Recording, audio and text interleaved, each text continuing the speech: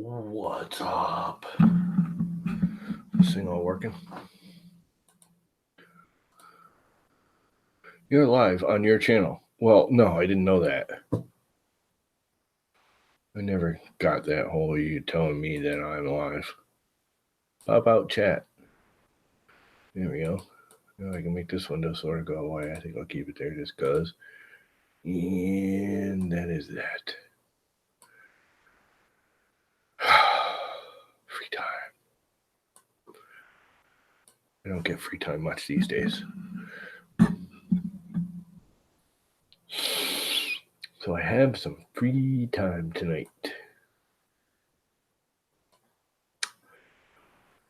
For a little while. I should go do laundry and dishes, but it ain't happening.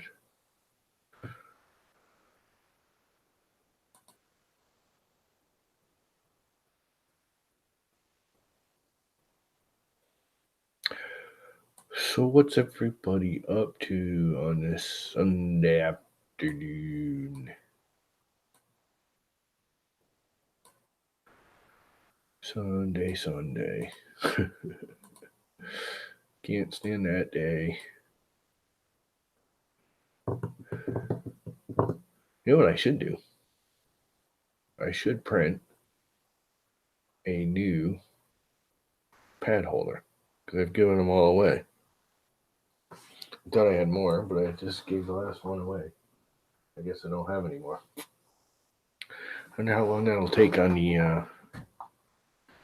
the big printer. Your YouTube channel is live. Yeah, no, really? I didn't notice. Didn't notice I got myself live. I just did it miraculously without noticing. Oh boy. Is there anyone else even live? I haven't even looked. I just popped on like instantaneously when I knew I had a half an hour.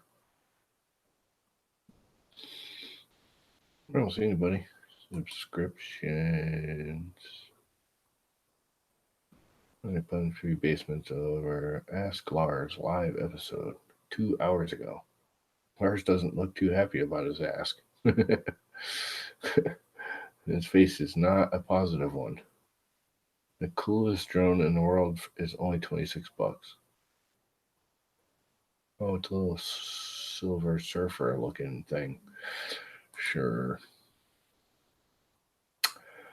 Shelf brackets. Let's see. Let's entire screen. Sure, share. Why not? Anybody in the chat yet? Nope.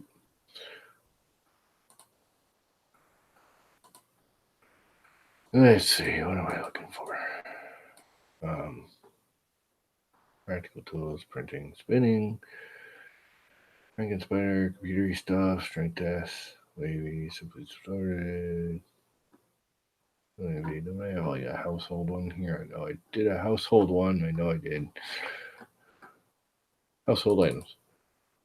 And I bet it's in here. I could be wrong. It's very simple. It looks cool. Where is it?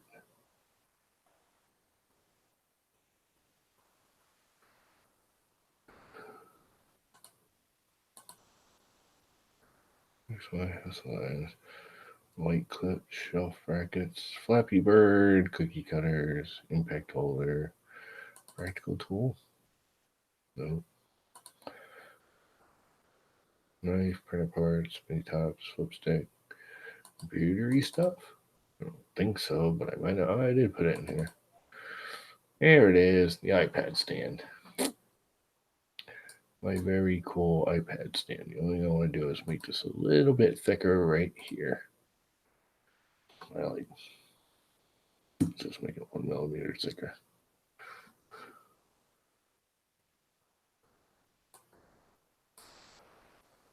Okay. That makes this a little thicker right here, which I thought was kind of a weak spot. That's my cool little very basic iPad stand. That's just very cool when it prints. I don't know how long that's going to take to print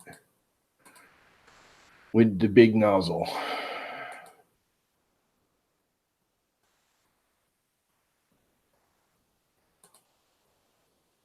Why is this taking so long? Oh, because I'm live streaming.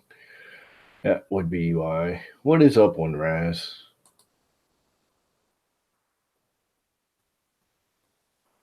How is life? Okay, how come that window didn't go away? There we go. That window went away. And this window can go over here. And somewhere over here, I have an iPad STL. And let's just do it with base P bed print filament. What's that one? 3 shells, 15% infill. What's my speed? Default speeds are kind of slow, which is okay. Layer height is 3, which I'm okay with. Let's kick this up to 40 because it doesn't need to be that perfect. Should be able to go way faster with this thing, but it just never seems to work. Infill, bottom, top layers. Why do I have more bottom than I do top? I never have more bottom than I do top. 5. Actually, I don't need that many because this is the big nozzle. 4. There should be 3. 2590 supports, none, pipe water, adhesion, skirt, cooling, 3 at 100. I'm going to change that. Fan point. Oh, I got Roman Cokes to do too. I forgot about that. At 3, I want to do 75 because I need to go that much. I do need to tell it to blip it. And then at 5, I want to go to 100%. Add fan point. What are you up to, One Raz? Temperatures, 205. I have for filming in there. Physical white PLA. Actually, I think I want to save that. Let's see. That means I need another new tab. Okay, what the hell is the issue here? Lamacore, I gotta turn it on, don't I? Oh boy.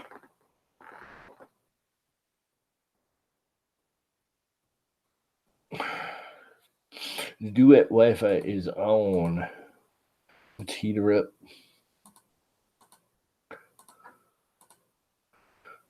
You the only one here, One Raz? Seems that way, don't it? Let's bring up Idea Maker again. Advanced, nothing.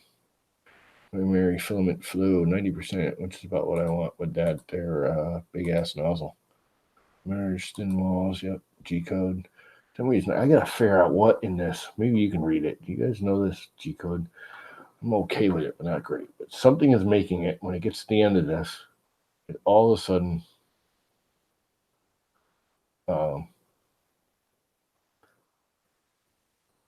it retracts like 20 millimeters of filament, like instantly. The minute this printing message, the M117 puts up the printing message, the head start moving to print. It's not even moved over. And it retracts like 20 millimeters of filament in the start. And this is all new, and I can't figure out what I did to make it do that because none of this makes sense. This has always been here.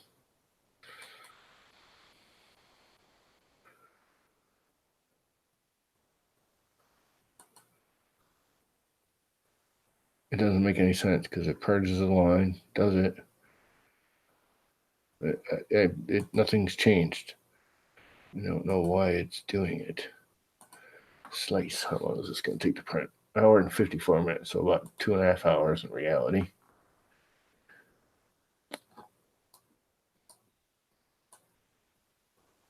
I think I want a little more infill though, but only like right there. So about 17, maybe 15.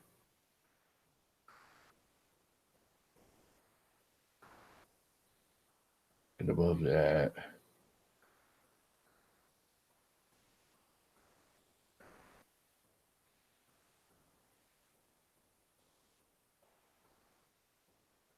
you know what, I'm just going to leave it. It's just a stupid iPad stand.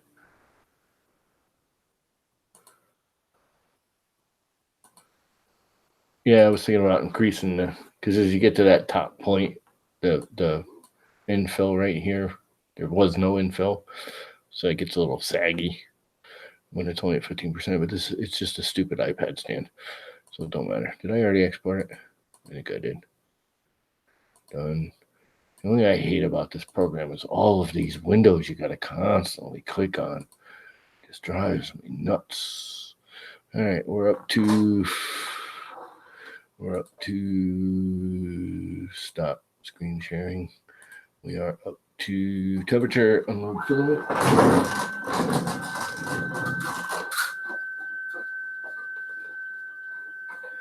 don't want to burn off my white.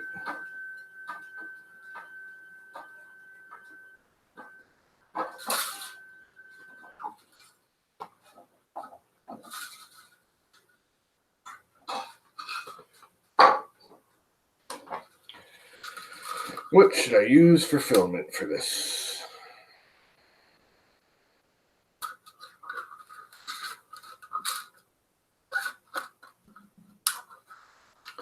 Yeah.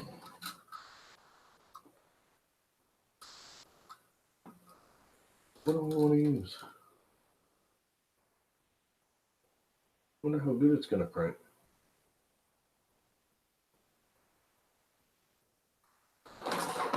I think I'm going to use some polyalchemy. Oh, you know what? Even better, I'll use the red matte finish Protopasta.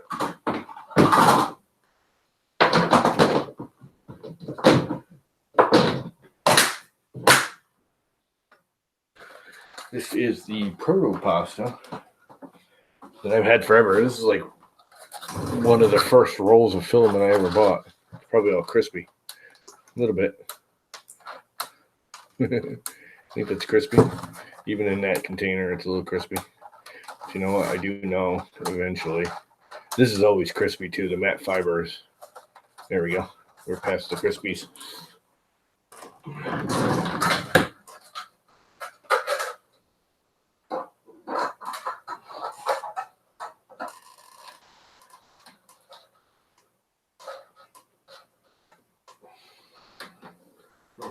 Put a bed on there, don't I?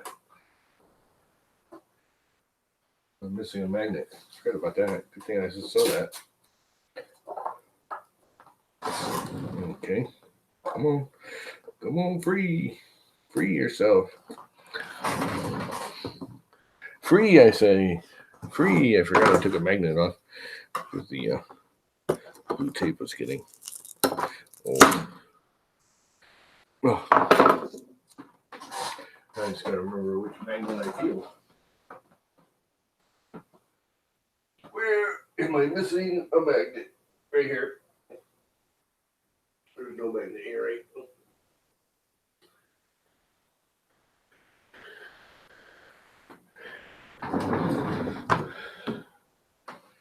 You got a sheet on there.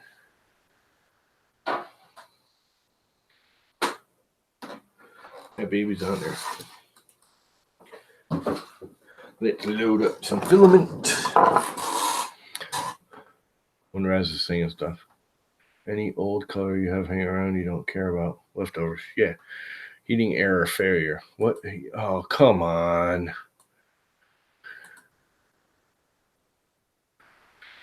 I hate these. I understand why, but as long as it's still increasing and it's still getting a reading, it shouldn't air out when you know the bed takes forever to heat. Yes, I know. The bed took too long to heat and you freaked out about it. Load filament.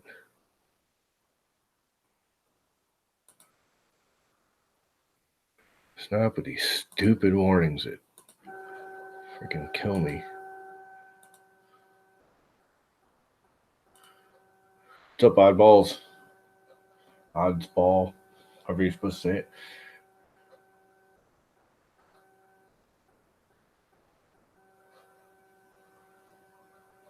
Not really sure what that all means, but sure. Sucking up filament. Can you even see it? Oh, you guys can't see it, can you? There you go. Now you can sort of see it. Ah, you can sort of see it. So I put my arm up for the mouse. And it is loaded, yep.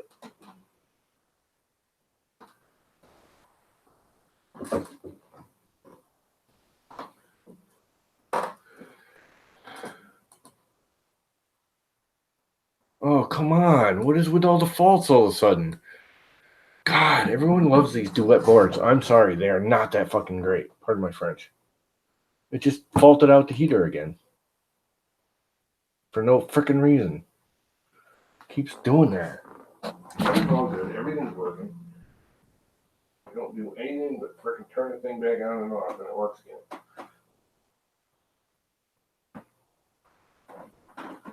Doesn't roll good, and the duet is overly paranoid. Reload it.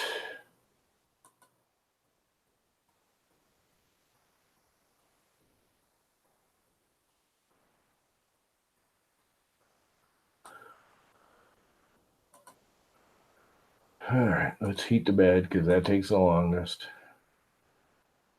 Into my ass. This thing will run beautifully for weeks and weeks and weeks. And all of a sudden it'll do this for like 2 or 3 days. I'll go through the whole thing, nothing's wrong with it, and then it'll just start working again. Otherwise, it keeps giving me these heating errors for no apparent reason.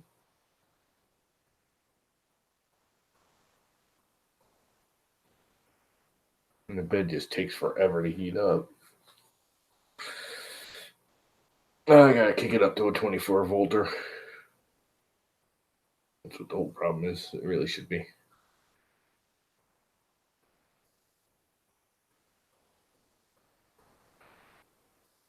You know, maybe I'll switch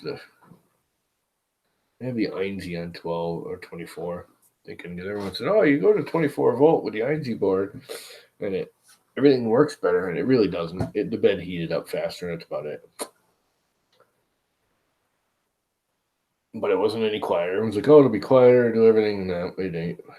If I kick this up to 24, all I have to do is change the thermostat in the bed, and I want to get a 24 bed anyways. And this bed will actually heat up reasonably fast. It's taking 20 minutes to heat up 70 degrees.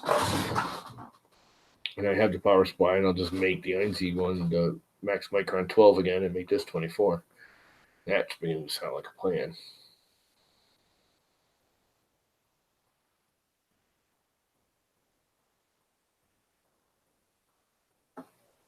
Yeah, it gets unplugged every time I shut it off. I have a kill switch over here for it. That's what I used to shut it off.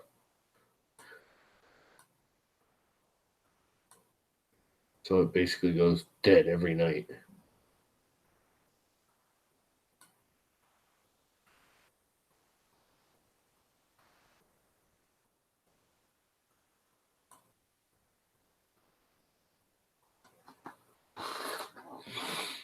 And I completely rewired it like a month ago. Not even.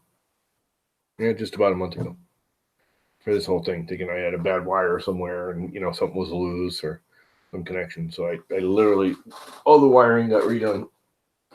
Everything got disconnected and reset and new plugs put on it and half-ass wiring I'd done before. It was all cleaned up. No, it's not the boot up. It's only when I go to heat. And it only does it occasionally. And it's mostly the bed because it takes forever. It's still trying to heat up. It's at 63 degrees. And I've been doing this for what? How long has it been running? Somewhere in here it tells me. How long I've actually had it on. Well, the chart used to. Now it doesn't even tell you the time anymore. It just tell you time, the temperature, but it doesn't actually give you a time reading anymore. I don't think they improved this interface. I think they made it worse.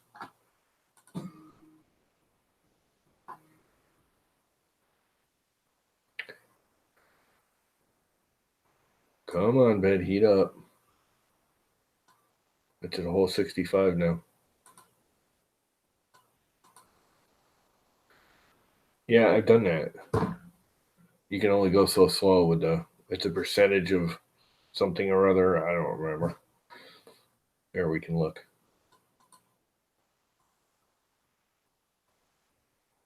here. That's that's the one thing I really do like is this right here, settings, system editor. Let's see, where's the more about the script? I don't think it's actually in the Fig G. I think it's in oh crap, I don't remember. Maybe it is in the config G.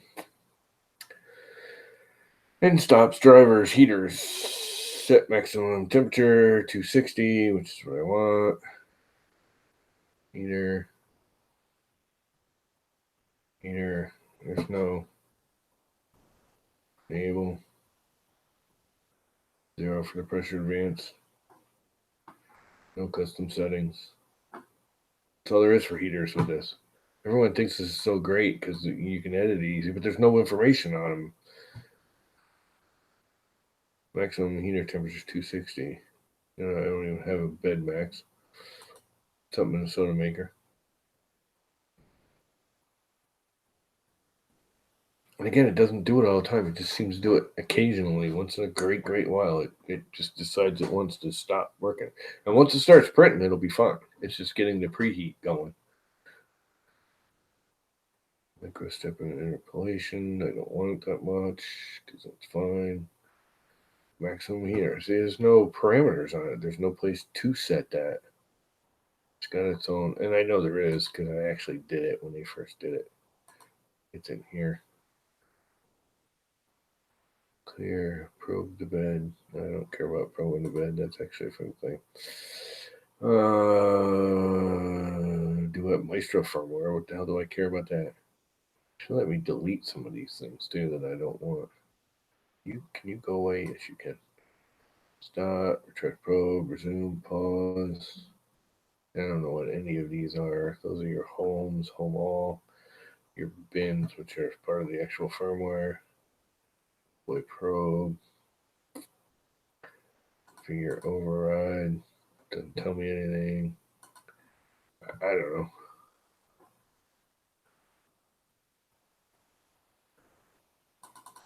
Pause. It's a where the hell? I know that because it's part of the.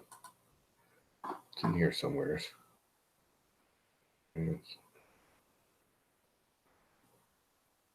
Tools, network, heaters. I think it's part of one of these two here. I don't remember what they are.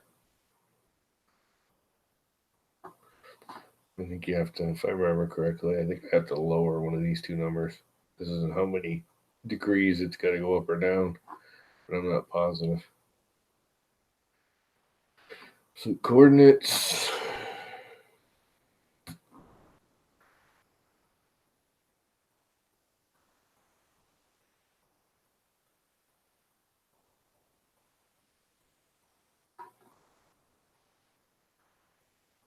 Debugging off.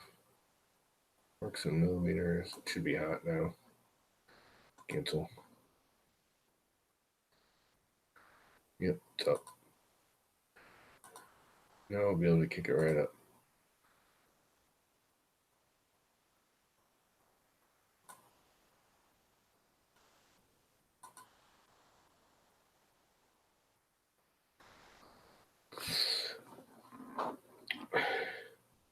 I got a halfway decent. What is the heating error again? And I mean, it's climbing. You can see it. It was climbing fine. Much more slowly than expected. It was fine. It's just bullshit.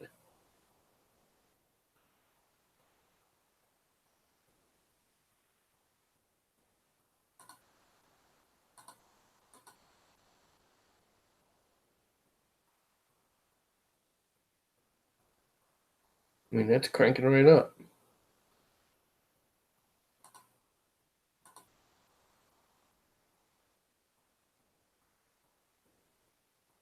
And there it goes again. There's no reason that was climbing plenty fast enough. It's still climbing. And it just faulted out.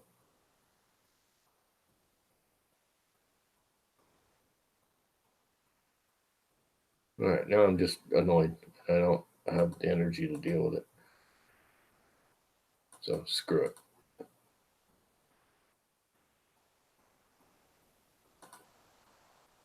Don't know what it's doing or why it's doing it, and at this point, it's just pissing me off.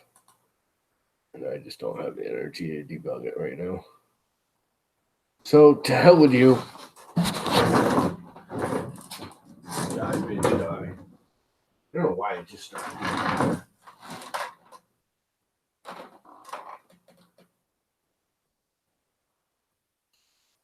Oh, now I do. I think I just figured it out. The thermistor is not properly inserted. It is dangling. That would make more sense. Where's my stupid little... Did I close that? Stop. Yeah, the thermistor is not all the way seated. It's possible. Which is very unusual. I must have caught it when I put this fan on. Well, that's kind of a major bump. Well, that's an easy one to fix. I can fix that. I'm finding the damn holes because I'm holding blind.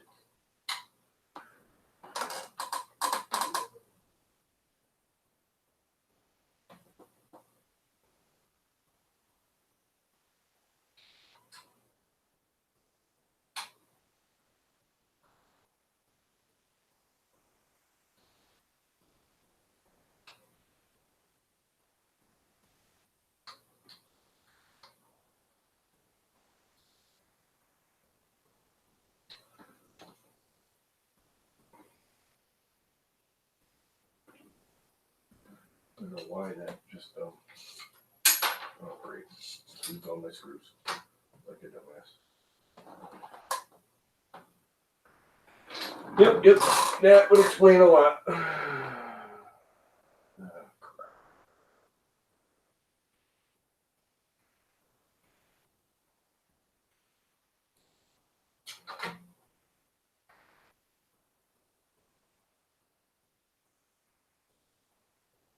Why did that come off though? Kind of odd. I need to get proper glasses. These aren't good enough. So what are you guys up to tonight? They're sitting here and listening to me whine and cry and bitch at my printer.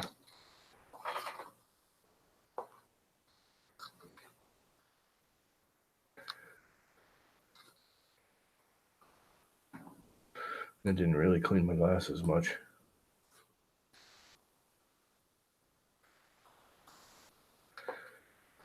Anything else going on? Anybody else streaming? I just popped on literally because I had 10 minutes to do nothing, which is very unusual this time of my life. The last month. I need a very, very, very small one. I think it's this one. I hope it's this one.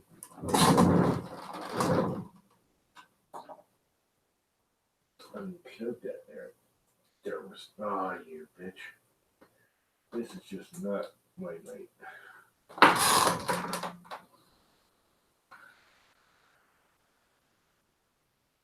The actual plug came undone.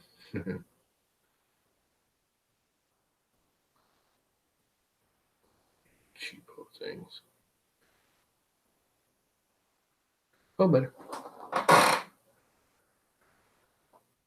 Wonder if this thermistor shot. No. Looks fine to me.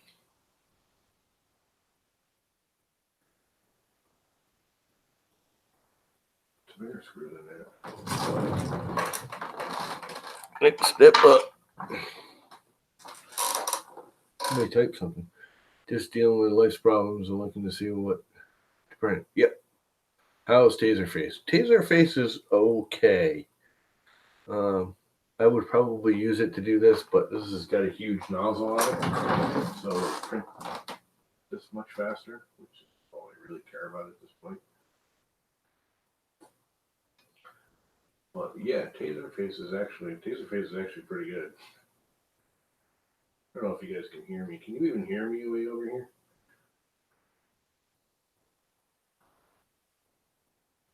Is that gonna catch? No, it is. I don't have a washer on here. So it's not staying in there, is it? That's no problem. I need to put a washer on that screw to trap the wires proper.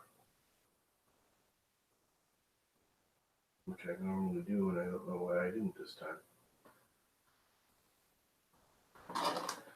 Where are my washers? What are they doing them this time?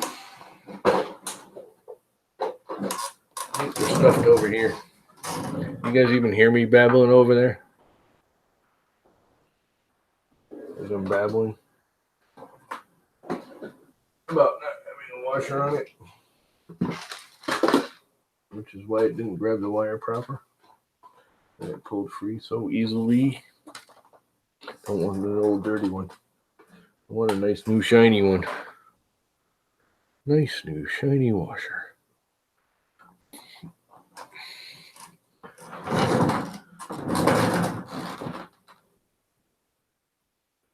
Yeah, believe me, I understand that he life's problems right now. Me of all people. I have some serious life problems going on. But I'm over it. At least for tonight. I'm gonna be over it. Because I have to be. You have to be. You have to be.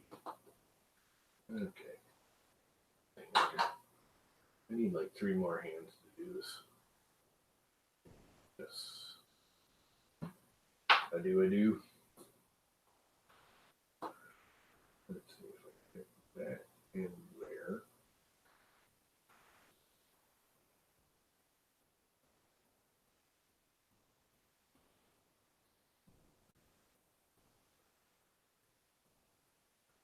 I want you to stay together. So, there we go. You go there. You go there. I hold that. Hopefully this magnetized one is. And of course it all popped apart.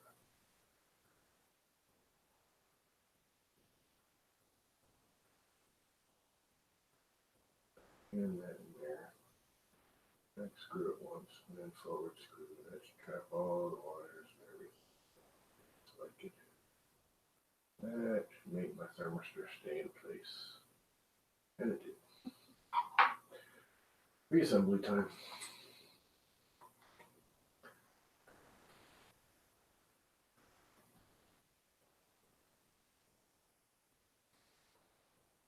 You fit just like that. And then you plug in here. You plug in here. You mount it out. And I twist it all around. What I do here. Alright.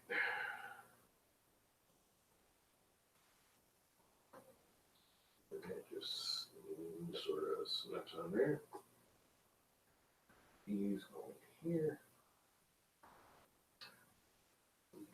Put it first. You'll never be able to see the holes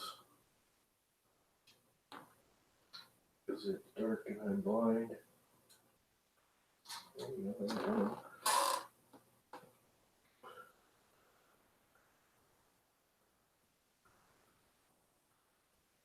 That's catching.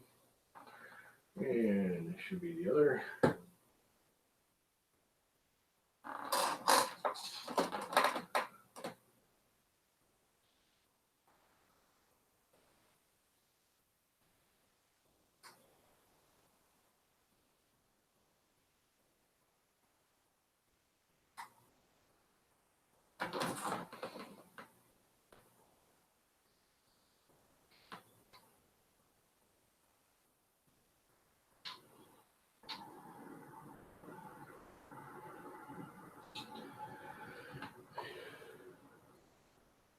And we should be all up and running again.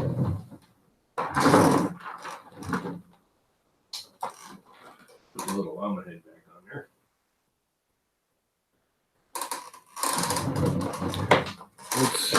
try and heat her up? Anyone even watching this anymore? What am I looking for? Lava core. That would be it. Heater. Let's crank up the heater. 210.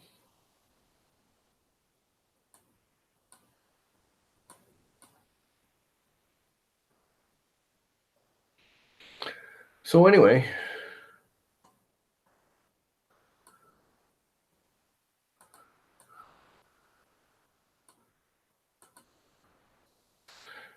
no errors, no issues.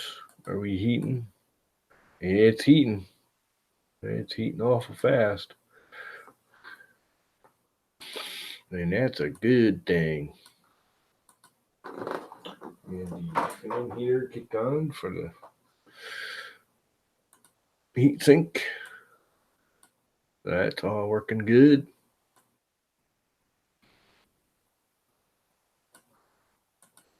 I do like having the heat sink kicking on and off when it gets the temperature. I have it set for 45 degrees, I think. So it doesn't just sit there and run just because I turn the printer on for no apparent reason. I love these things. If you don't have a set of these Bohidis tools. What's up, Paul? If you don't have some of these, I highly recommend these. This is one of my favoriteest 3D printing tools I have bought. They were worth the, I don't know. I think I paid $25. They used to be expensive. I think they're like 12 or 15 now for the same thing. These are sweet. Way better ball end. They are nice. And we are basically up to temperature. Let's heat the bed up and see if it freaks out.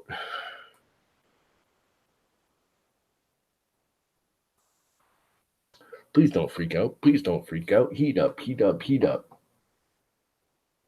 Now I know what it did. I had a feeling it was something like that, but I kept yanking on the thermistor because that's what I do when it doesn't do that. I yank on the thermistor and make sure it's not popping out of the heater block. I guess it was actually popping out of the heater block. I just only half of it. But now it has a big ass washer holding it on there. There ain't no way that thing's coming out without tearing it apart. It's an easy way to unjam a nozzle. Take a lighter to it. Do not take a blowtorch to it. People are going to tell you to take a blowtorch to it. Do not take a blowtorch to it. One of them lighters, one of these things. Right here. That's perfect. That's all you need. Heat it up. Jam some filament through it. If it's just a filament clog, actually pull it out. Reverse everything.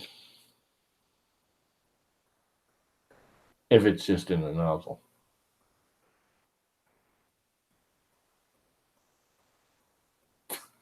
You could have the famous what printer is it, Paul? Because if you have the believe it or not, the E3Ds are the worst for it. Yeah, dry pull or cold pull. You gotta heat it up. No ifs, ands, or buts about it. What hot end is it? What printer is it? Whatever is it? Holy crap, look at that, huh? Got it all over me. Monoprice Mini Select.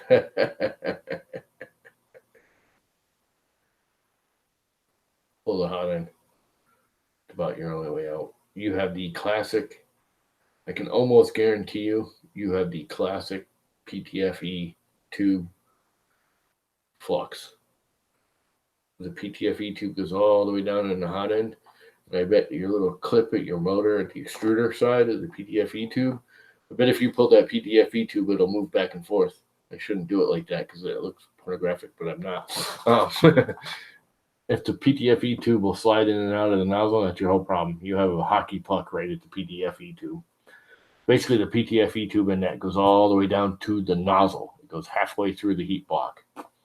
And what it will do is if it starts separating, if it can move, it'll separate from the nozzle. They need to be in contact all the time. If it pulls away when you do a retract, the hot filament will get in there and then cool because it's actually on the cool side, and it'll make a little hockey puck. So when you go to try and push again, it can't because there's a hockey puck stopping it. I can almost guarantee you're because I have a friend, John Bryan. I don't know if you guys have seen him. I bring him on here every once in a while. He just started printing and he got one. He had the same problem, and that's what it was. Is the PTFE tube is sliding back and forth. When you do a retraction or something, PTFE tube separates from the nozzle just a little bit. It retracts the plastic a little bit more and starts pushing. That hot plastic gets between the PTFE tube and the nozzle. It creates a hockey puck. The only way to get it out now is to pull the nozzle. You actually have to heat it up, pull the nozzle, pull the PTFE tube, clean everything out, reassemble it all, and then make sure there's the hydraulic hose clamp. Make sure that little blue or black, pressure release thing is really, really, really tight. What's up, Uncle Ron? Probably the same thing with the CR10. Those are all famous for it because they all have that same nozzle setup. Just like the old MK8s. That's why everyone hated the MK8s. There was nothing wrong with the MK8s. They just weren't, the PTFE tube was just too short. Actually, you have to make the PTFE tube a little bit too long in the MK8s. And then they work beautifully. Yep, that's probably why you just put the new tube on and you put there's a little clip. Something like this. That clips around the little hose. So I can demonstrate for you. I think I have some right here somewhere. Yeah, this thing. And if the PTFE tube goes in here, but this little blue cap can wobble up and down, you need one of these to snuck up underneath it and snap into place. And it won't, I broke it, but snaps in under it and it keeps this thing from bobbling up and down every time you retract. This is the wrong one. That's why it didn't fit it. Wrong size. But yeah, you got to have should have come with a little clip.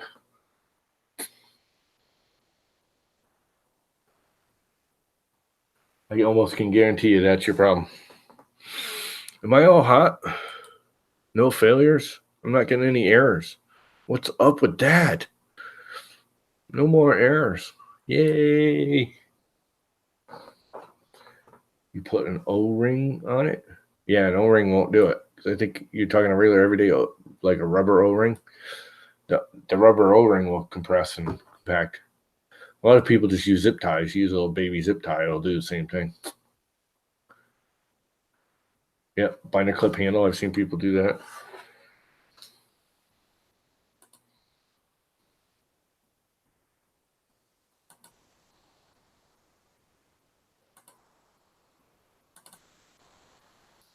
Anyone want to jump in?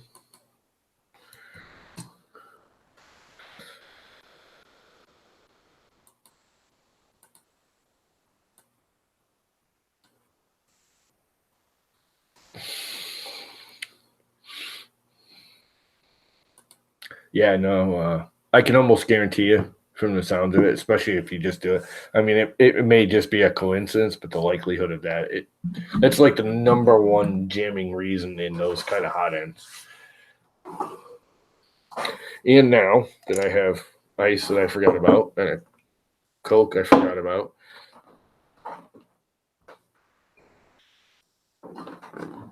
and some rum I did not forget about, I'm going to have me a cocktail.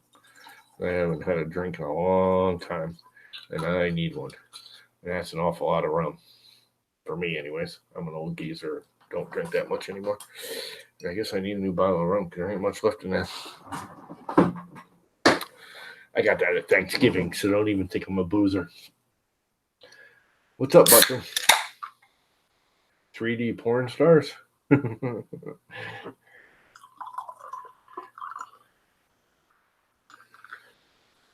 It is definitely rum and Coke time for me. I don't have to go run into no hospitals or no freaking rehab houses or deal with anybody for a whole 24 hours. I'm off tonight.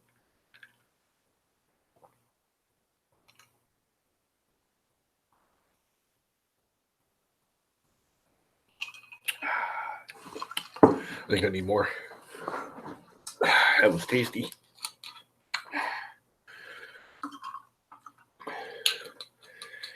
You can tell I needed it.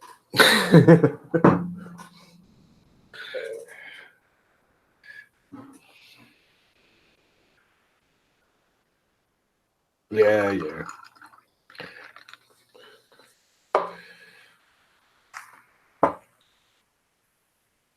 All right, we are heating up and we are hot.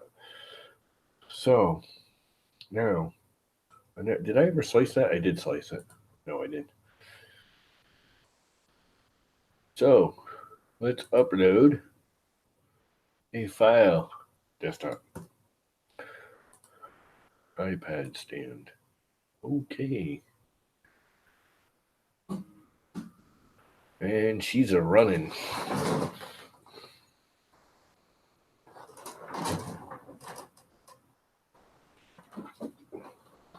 We'll be printing with some matte fiber bright red pasta. I haven't printed. I bought that. That was like one of the first. I bought that. Let's see, when did I buy that? I think I bought that like a week after I bought the Max Micron. So that roll has got to be 2.5, 3 years old. Not longer. What the hell year are we in? 2019 or 2020? I know.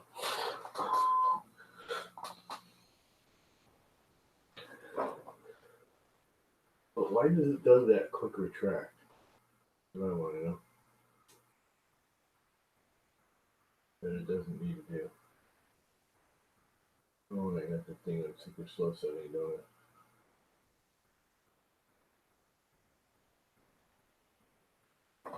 It's actually pumping out filament. It's pumping out filament. What does it want my temperature at? 205. I should probably kick it up because I did this. Kick it up to 210. Doing this at 0.3 layer height.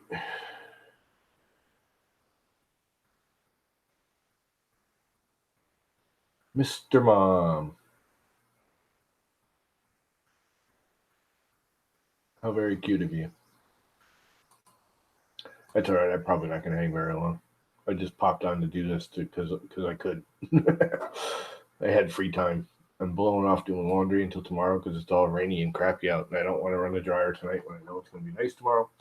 And the dishes are all running in the dishwasher. I'm just not putting them away. Yeah, did that work for you? Did you order some? They're pretty fast. I will say, Michael, if you order now, you're probably not going to have them shipped. It's weird until like Tuesday or Wednesday.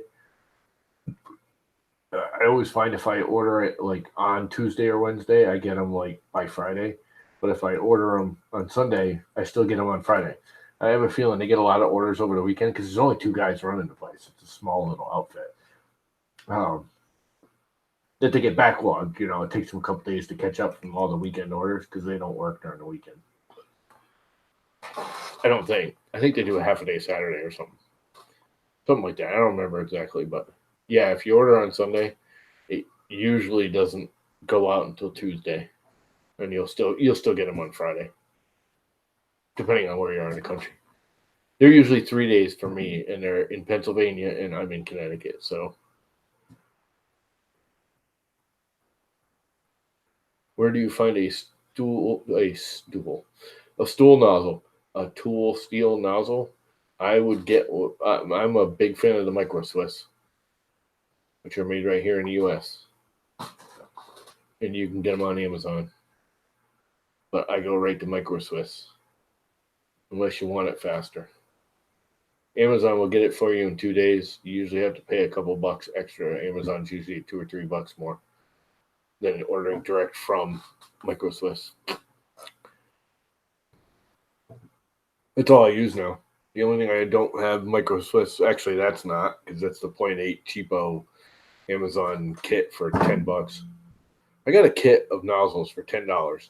It's got 2.1s, 2.8s, 2.6, 2.5, 2.4, 2.3, and 2.2s in it for $10.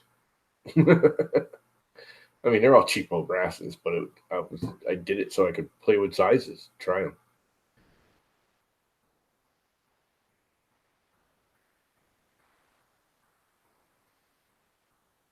Yeah, it is better than the ones from China, and they're good. It's got good stuff. If you looked at, you can't really see it. But yeah, it's not the highest quality unless you pay for it. I mean, the colored crap that I use is not their best quality. It's cheap crap, but I got it because it's colored and all it is protecting the wires. Not only that, the cheaper stuff, believe it or not, is actually more rigid, which for this kind of stuff, you actually want it more rigid. It's a little thicker plastic. I mean, it's cheaper quality, but it's thicker printed. So it's sort of self-supporting. And the other thing I like about it is like this arc. Now this is assisted because I got a coil in here, but I like this over the regular like black crap that you have to slide all the wires through. Is this actually has some rigidity to it? So as it moves around, instead of flexing like it's just the head or just the mount or just the motor or just the flex is in the whole arc. So there's no wear on the wires. There's no one spot going like this that's going to break the wire eventually.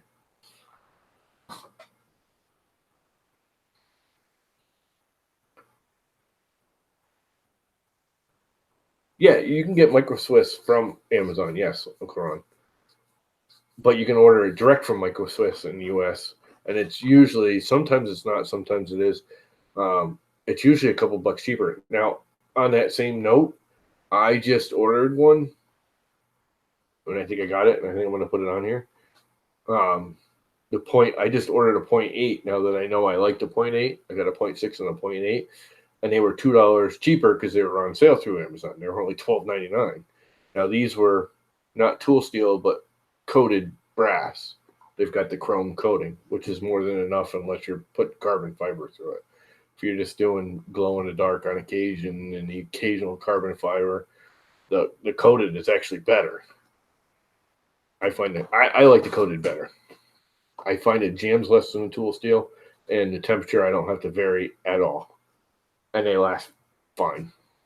The only time I've had ones go bad is because I damaged them, not because they wore out. I've done grabbed it with a wrench just wrong and done it hot, and I had a pair of pliers on it. These things right here, and it slipped. I didn't have it on there good, and it slipped down to the tip. And of course, I put pressure on it, and I literally pinched the end of the nozzle, destroyed it. I've damaged a couple of them screwing around with them too, just because I'm always screwing with stuff. But the Micro Swiss coated ones are my favorite of all. You don't have to adjust temperature. They don't jam like the tool steel ones do. They're just nice. The only time I'd go to a full-on tool steel coated, like the E3D, is if I was running carbon fiber through it or glow in the dark through it every day, all day long. Otherwise, I wouldn't bother. I'd just get the coated one.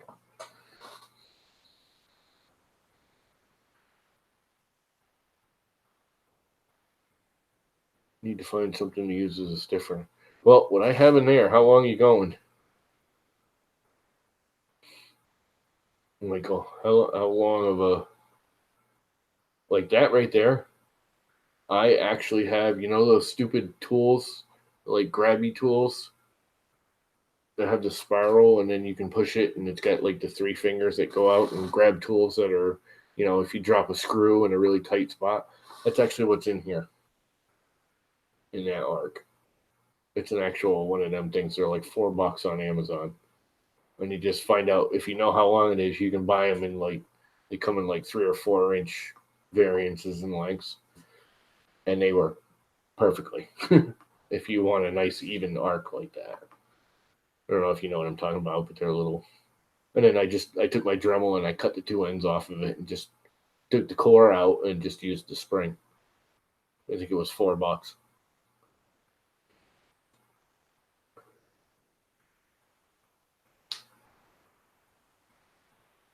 Yeah, well, see, it's not that bad for me because a long time ago I accidentally ordered some heating blocks and some heat breaks, and it was just one of them late night stupids. And I thought I was ordering one. It was like $3, and it was like 6 of each. So I actually have different setups, and I've got heater cores and everything. I can literally just unplug my heating core, unplug my thermostat, the thermistor, pull the little grub screw, drop it down, slide a new one in, set the grub screw, set my height, I'm done, plug everything back in. The only thing you do is you'll never get the exact same, like that close of height every time. Well, something's all not working. Really stick to the bed.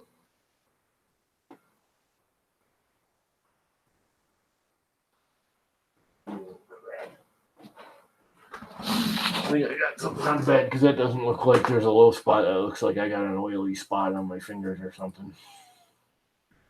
Oh, pause job, cancel.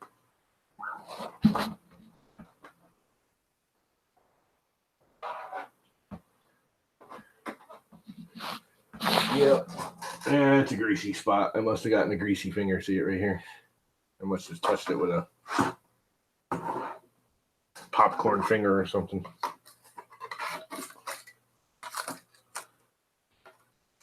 That's okay. I have the fix.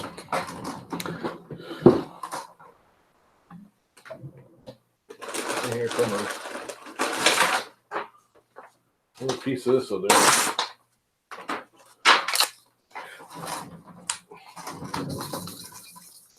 And you sand it out.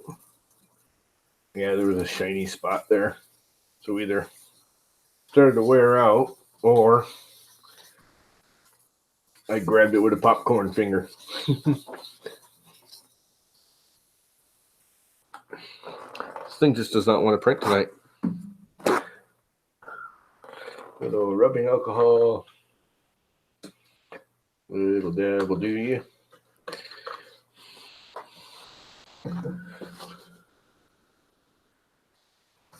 Yeah, the one thing I have figured out with PEI though, I don't know what it is or why it does it, but if I hit it with a popcorn finger, I don't know if you guys know what I mean. I eat popcorn a lot. I shouldn't say a lot, but occasionally. But if I grab it and get your fingers touch it, you can't just use rubbing alcohol to get it off the PEI. I don't know why. Glass, even blue tape. I've just used rubbing alcohol and the oil comes off. The PEI seems to like absorb the oil or something. You actually have to like lightly sand it to get it to work again.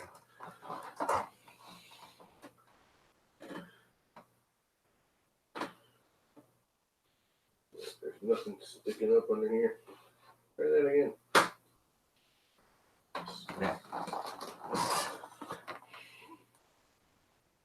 Let's see, we're still up to temperature almost, right? Start another.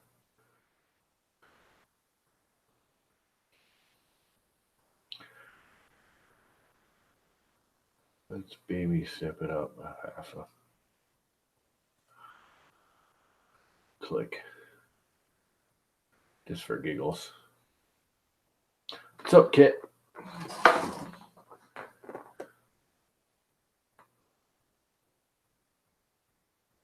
Yep. That's another thing. You know what else works?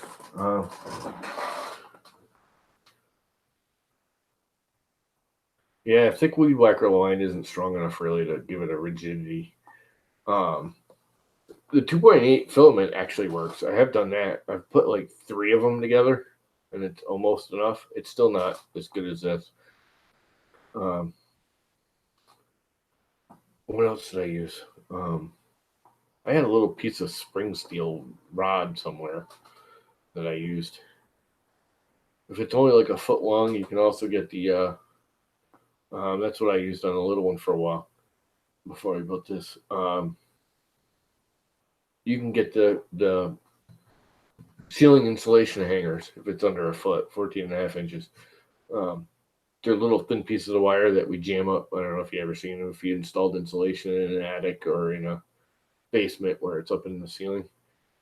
But you stuff it up into the bay, and then they have these little wires that are just little pieces of crap steel, springy. They're just a little bit longer than your 14.5-inch bay width, and you jam it up in there, and it's real flexible and holds it up. That works too, but that's a little too stiff.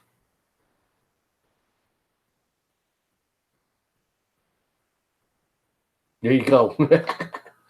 Yeah, there is a. Isn't there like some kind of coil inside the fiber optic stuff keep you from breaking it?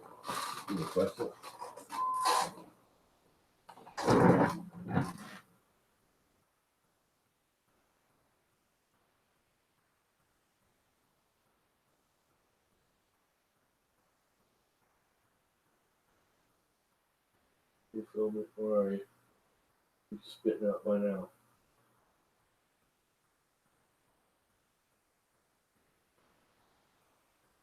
And here we go.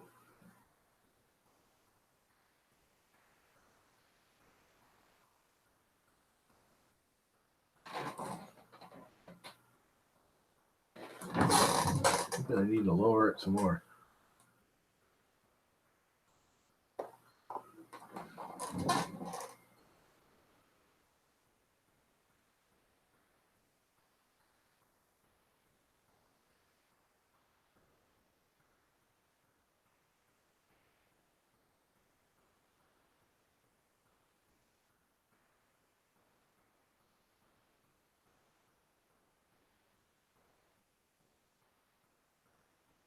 That looks like a pretty clean line.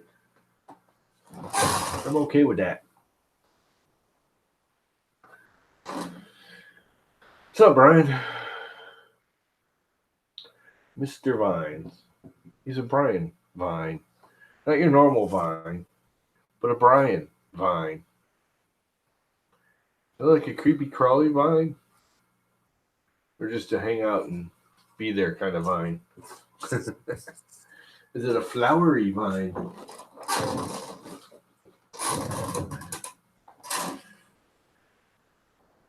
Later, Rob.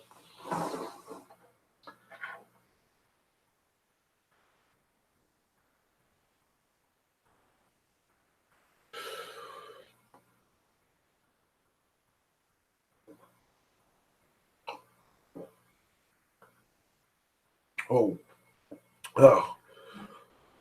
I think I added too much rum on the second round.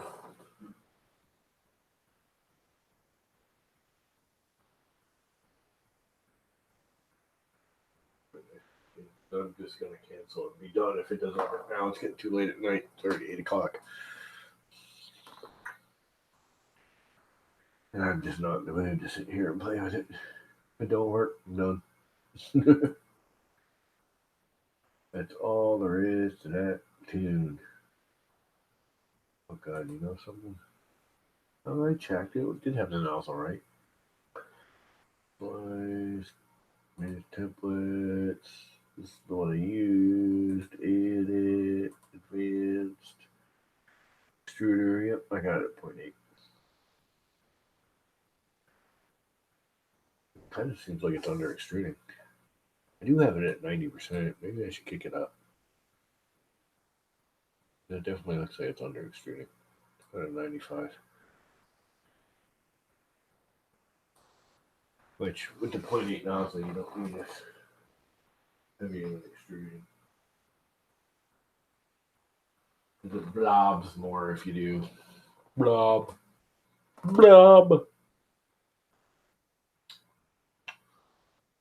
Blub, blub, blub. Blub, blub, blub. Don't anyone want to jump in here? Hang out? Have multiple people chatting instead of just me babbling? I do babble. Babble, babble, babble. Wabble, babble, wabble. What part are you replacing? I made all kinds of vacuum parts. I designed them all. Because I make vacuum parts that actually work. I don't know if you guys, this is really one of my pet peeves. Have you guys ever looked at a vacuum a modern vacuum. And like the handle tubes. And the way they, how they just snap together.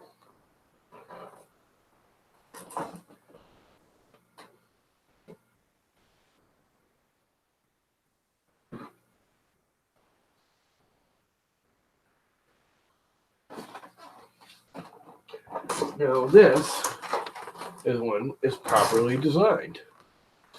But most of them these days, especially when you get into the shop vacs, which I use a lot. Yes, that's exactly why I stream, is so I can babble. Gives me something to babble. Now, if you look at almost every shop vac you buy now, including shop vac brand, when you undo this, it's not the little one going into the big one. It's just the opposite. So, when you're vacuuming, instead of the air traveling this way, down it, it's traveling this way. It ends up catching right here. I don't know if you guys have bought a modern shop vac, but I have yet to find one that it doesn't go the other way. So you're hitting this lip as you're vacuuming, and junk's always jamming in there, and they jam constantly. I cannot stand a modern shop vac. And there's two vacuums that I found in current times. This one, which I absolutely love. It's got issues, which is a known issue. If you look right here, I don't know if you can see it. This blue plastic cracks, but it's the type of plastic. It's like a stress fracture. It doesn't actually break. It's kind of weird. I can't get my fingernail in there. It's not broken. There's just an internal stress crack because of the type of plastic it is. So I got it cheap. It was under $100 with a battery and everything. Or, believe it or not, the cheapo Sears canister vacs, the like $75 Sears cheapo canister vacs, they're the only two that have this tube properly set up. They're always reversed, so the dirt is coming up and hitting the lip of the joint in your handles. It is the stupidest thing I've ever seen. And they all do it. I mean, Electrolux, shop vac, Sears regular shop vacs. Trying to think of the other big one. There's another big one that's actually very good. I want to say tankless, but it's not tankless. I can't remember the name of it, but there's a couple of three big name shop vacs, and they all have their tubes, and it's just the handles, the little handles with the little, head on the shop vac, but they're all backwards. The little one doesn't go into the big one. It's the other way around. Stupid. Driving me nuts. It's like engineers are supposed to think about that crap. It's just common sense. You don't put the lip in the way of the traveling dirt. That's it. Hear me now. Listen to me later.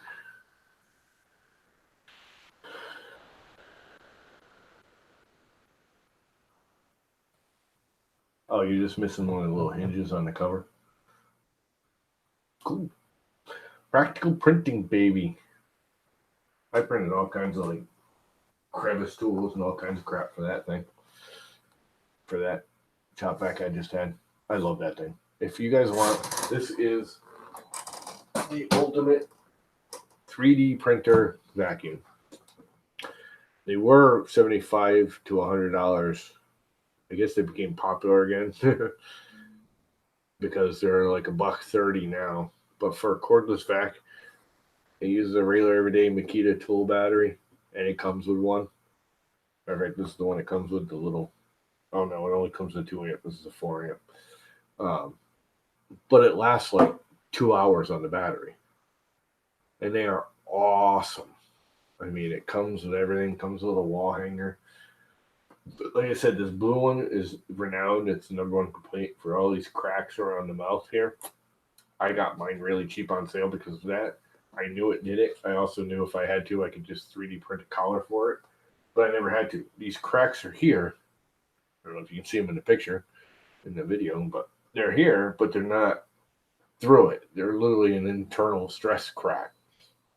And they're not hurting a damn thing. It's not like it's going to break apart. So who cares? We are printing with pasta.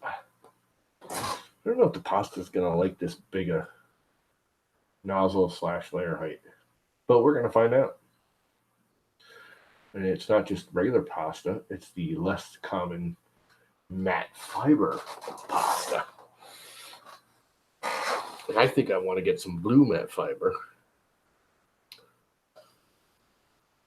I love protopasta, and I'm kind of hating protopasta these days because all they do is glitter. And I mean, the glitter's cool to some extent, but come on. Glitter, everything's glitter. Everything has to be glittery. I'm just done with all the glitter. Don't necessarily want everything to have glitter. They got the matte fiber, which is really nice stuff. It has a cool look to it when you print. And they don't like advertise it anymore. They used to back when I bought this. It was a big deal to have the matte fiber. Now they still carry it. I know they still have it, but they're not pushing it no more.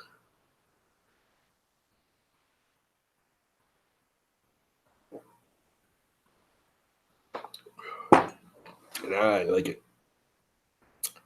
Wish they'd come out with some other stuff besides just glitter. Everything's gotta have glitter. Cool color with glitter. I would love to see that. I've got a roll of the mermaid tail. It's like a tealy, it's a dark teal almost. I don't even know what else to call it. Really pretty stuff with glitter. I would love to see that color without any freaking glitter. I think that color is awesome. I like the sparkly stuff. I like some of the glitters, but there's other things, and I don't want it in everything. I wish they'd start doing like the. Yeah, it is. I like it a lot. I love the color. It prints really well. I really didn't like that Empire Strikes Back purple. It looks too black to me. I actually gave it to. I sent it to Wiley, to Mike. I sent him that because I didn't like it, and I actually have the Snow Labs Black Amethyst, however you say that word, that Luby named. If you buy it right now, you can still do it. If you buy the roll of Black Amethyst from Snow Labs, you get her wolf model for free with it. You can buy her wolf model for $3, I think it is. But if you buy that particular color of purple, and it's very similar, it's almost the same color base filament as the Empire Strikes Back from Protopasta, but you're getting a full kilo. It's like $5 cheaper, and it has less glitter in it. And it does have glitter in it, but it's like a quarter of what's in the Protopasta. And they're both HT PLAs. You can get it. You can get it HT. They actually have it now in the regular PLA, but you can get it. I got it in the HT PLA, and it's just beautiful crap. I love it. And I like it better than the Protopasta, and it's cheaper, and you get more. And it's got less glitter. It does have glitter in it. It's actually got like a half. I don't know. It might be me and my viewing it, but it almost looks like it's got like half silver and half gold glitter in it. But there's a lot less glitter. It's like spotty glitter. It's not like filled with glitter, like the Protopastas are. I mean, don't get me wrong. I like the glitters. They don't, they're fun. I love them in the holidays. For Christmas, I love all the glittery greens. I've got the green one that they have there, the dark green with the glitter. That's really nice too. But it's great for like Christmas crap, and that's about it. Otherwise, the glitter is just obnoxious.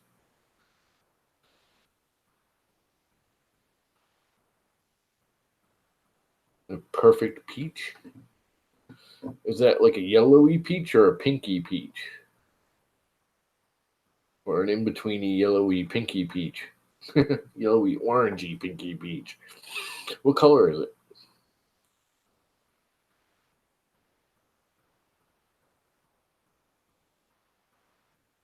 I mean, I know you say peach, but peach, depending on who you're talking to, could be a pink or an orange or a yellow. Generally, it's an orangey yellow or a pink, depending on who's looking at it.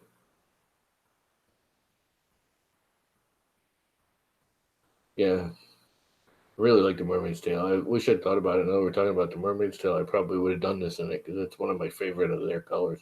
That is probably the favorite of their colors. I like this too. I actually like this a lot.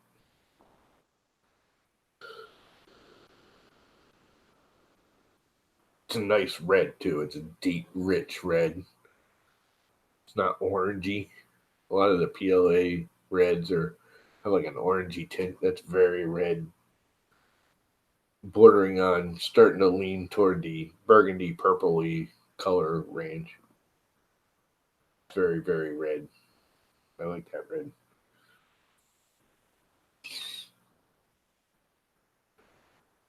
The other one I really, really liked was the Mestro Modestro 3D that you used to be able to get from Printed Solid. It actually comes out of Canada. That was really a good red. And I guess they're not going to carry it anymore. They still have it there, but the last month I've been looking at it, it's out of stock. Every day I look.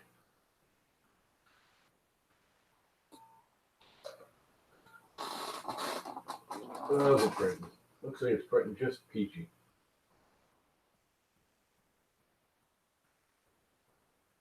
So we are going to let it print. Perfect peach.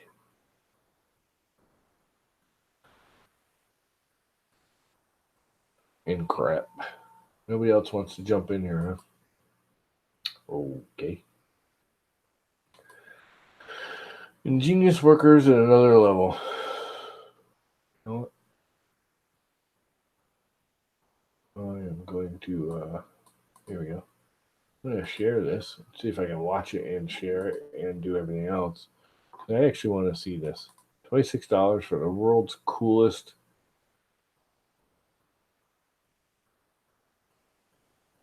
Worst ideas ever. Either way, you're going to want to stick around for this. What's up? Today, I have either what could be potentially one of the coolest RC things I've ever seen, or one of the worst ideas ever. Either way, you're going to want to stick around for this. It's a little bicopter. Hey, we're not Nick. Not Abby. I'm hungry. Send me dinner. And we are the RC Sailors. Welcome to our RC family. Guys, today Look at this we thing. have what I think could potentially be one of the coolest things ever, or definitely the biggest waste of money ever. It's going to all depend on how it flies, but I want you to see this a little closer. What are you cooking? It comes with this little One Raz is hungry. You cooking for One Raz? After the video, if I like it, but this is kind of the selling point. Oh my god. He is ready to go. You gotta have. There's a little army dude with a tie. Control that drone. He can. He's got a little mask. It's actually Okay. a very good design. He's got these little notches in the back of his boots.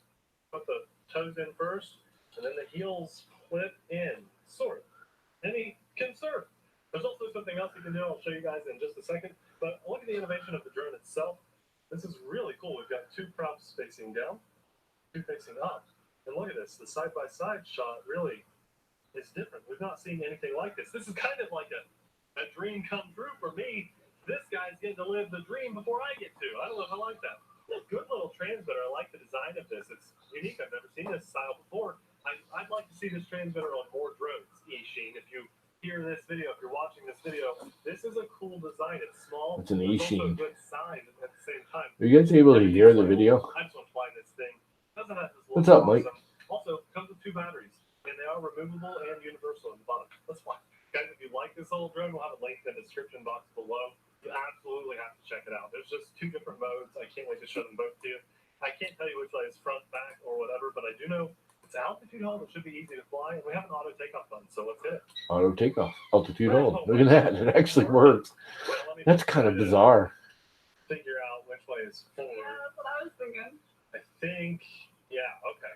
The little blue light is forward. So I love this. This is amazing. That is Why have pretty you taken it freaking so long? cool. This is so cool. Look at that. Oh my gosh. So blue light is forward. I could either make him fly like he's surfing, you know, Yeah. because I could side strafe. Yeah. And this is easy to fly, guys. I'm basically hands free right now. Or he can fly forward like his chest into the wind, right? Fast, Now too. we have rates, so boom, 2 rates, I thought he was fast already. 3 rates. Look at that stuff guy. Oh, come on. That's pretty fast. He does have flips. No Let's do way. it, yeah. Okay, flip button. Let's fly up a little bit here. Look at this. Okay, flip button, 3, 2, 1. I was gonna say you feed your dog chicken, but yeah, your dog's not well. They didn't even. Those are really good flip. Why is Well, this that's cool. something better You can than feed some me of the 10 pounds of regular chicken style cutlets. sushi? Ready for this? Do it a I little love chicken cutlets. Right, and up some. Like in the clouds or Yeah. right there? Yeah. Okay, here we go. 3, You lost it. 3, 2. That's hard. Wait a moment. 3, 2, 1. Wow. He flips That and was everything. good. All right, enough of that. That's a flip. Okay. Done with that. It is a cool quadcopter, though, I will say. That was pretty neat.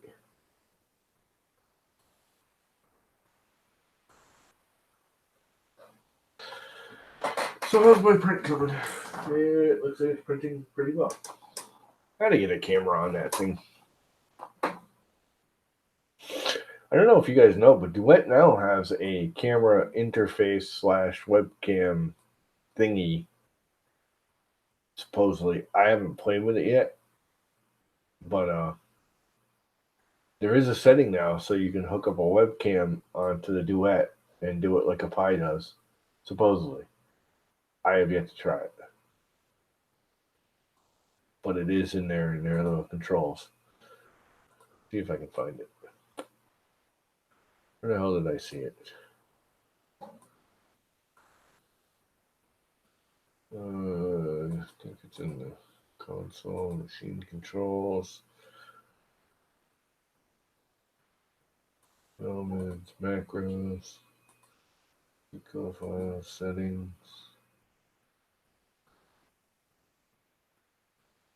tools, machine properties, system editor, items list, user interface. Enable webcam stream.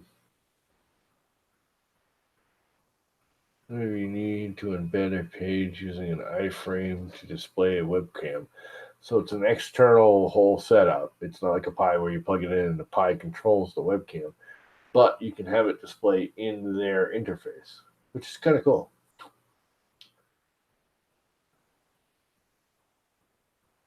Yeah, 15 pounds on a dog is a lot, dude. Well, he's doing better, you said, right? I mean, he seems better. You getting up, moving around. You didn't have to put him down already. Remember reading something that you didn't think he was coming back, and you were happy when the doctor said, "Well, let's keep him going." That's cool. Puppies.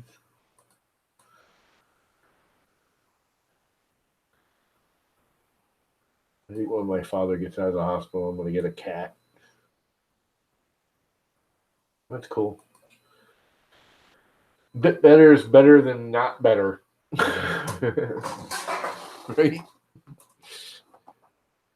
Holy crap, look at my arm. It's all poison ivy.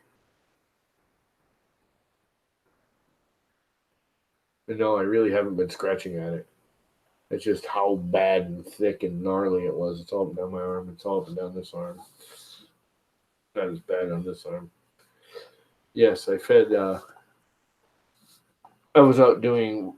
Me and my neighbors are every 4 or 5 years we clean, and we don't really clear the properties between our 2 driveways, and we do the whole back, and we only do it every couple of years, and just it keeps the briars down. And but when we do it, we really do it. I mean, we take all the leaves, and we take them out of there, and we get rid of all the scrub brush and briars and all that, and clean it up. It's really nice. It's actually cool because I've been running my little RC cars on it because it's awesome.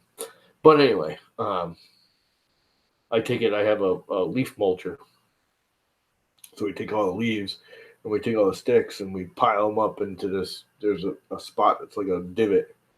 And we grind them all up and we pile them up and then we grind them into the little hole. We fill the hole with all the ground up leaves and sticks. Well, I was throwing them in there and the wind was blowing, and come to find out, I was feeding a bunch of poison ivy vines into the grinder, and the wind was blowing, and it was coming out of the chute and blowing back at me.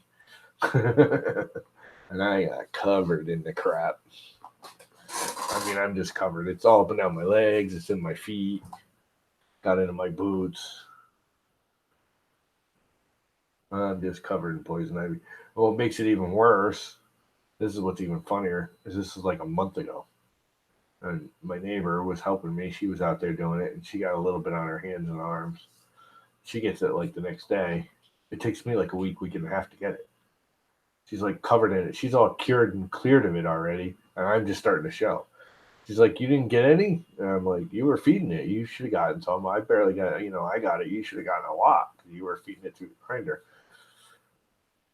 And I'm like, "Yeah, it'll show up." She's like, "What do you mean it'll show up?" I said, "I don't get it for like a week. If I come in contact with poison ivy, poison sumac, any of that crap, it don't show. I get it a week later." Yeah, burning poison ivy isn't a good idea. I mean, normally it wouldn't bother me, but it was a windy day and it was literally blowing back at us. I was shooting it out and trying to, we try and fill the pothole basically in the yards.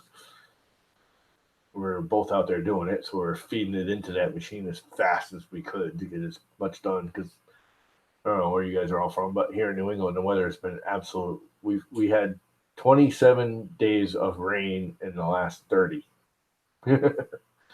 It's rained every single day. Tomorrow is supposed to be the first sunny day we've had in like 3 weeks. So we were, knowing the weather that day. This was like 3 weeks ago. We had one day of sun. We were just feeding the crap into it as fast as we could. That's like no lie. My other neighbor over here, way down, there's a whole like housing complex on a road across the swamp, but close enough I can see him out the window if I really try, but you can hear him working. It was raining. And I mean, it wasn't pouring, but it was raining. It wasn't a sprinkle. It was raining. I mean, it was good, steady, even rain. It wasn't dumping, but it was raining.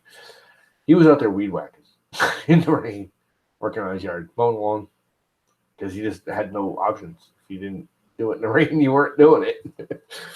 He was out there weed whacking in the rain today. It was funny.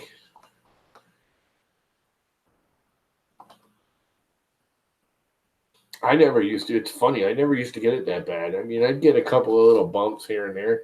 This is just, I think I got whacked because I never get it this bad. I mean, I don't know if you can see it. But my whole forearm right here is just solid welts.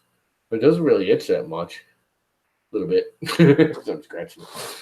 It's only itchy because I'm playing with it. Well, my whole arm, I mean, you can see it. It's just covered in it. All the way down to my elbow. Around here, up here, along here, over there, back down. This is the worst spot right here. I must have gotten whacked by the vine right here. I got on this arm. So on my belly, like where my pants and my t-shirt meet. So some must have gotten in there when I changed.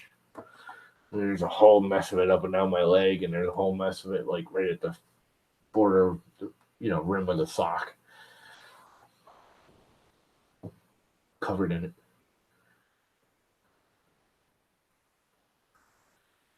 That's life. I'll get over it.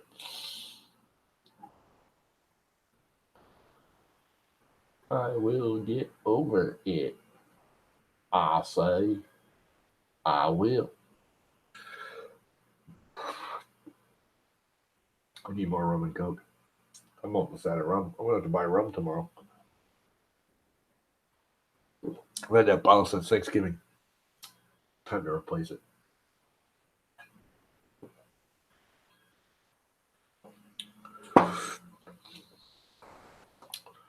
Yeah, don't say that, Uncle Ron, because like everything, when you get your body changes, you get allergic to different things. There's stuff I never used to get poison ivy or poison sumac or anything when I was a kid. All of a sudden, I hit my mid-20s and I get anywhere near the crap and it just sets me off. I used to roll around in it as a kid. Everyone else would be like, ah! I used to, no problem. Never get it. Doesn't bother me. Like I said, it's even still weird because I literally take a week to get it now. It was a good week, 10 days before it even started. A single little welt started showing. I almost thought I would, if I didn't get it. She had it on her arm and a little bit on her neck and face. And she's like, oh, you didn't get it? I'm like, I guess not. I mean, I know I'd take a while, but she was already clearing of it by the time it started showing on me. This is 3 weeks. It was 3 weeks ago we were working out in the yard. I mean, it's the only time I've worked out in the yard in the last 3 weeks because it's rained every day since. Like, literally every single day it's rained. Not that I would have had time anyways, but everything going on. But.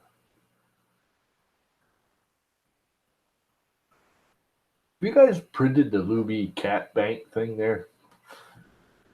I printed one a long time ago, but when she first came out with the model, and I know I shrunk it because I was just doing it quick to print it, and it was cute. I never printed it full size. I realized how big this thing was. It's a big ass kitty. And it's heavy because, of course, I printed it on this printer with the 0.8 nozzle. And this is the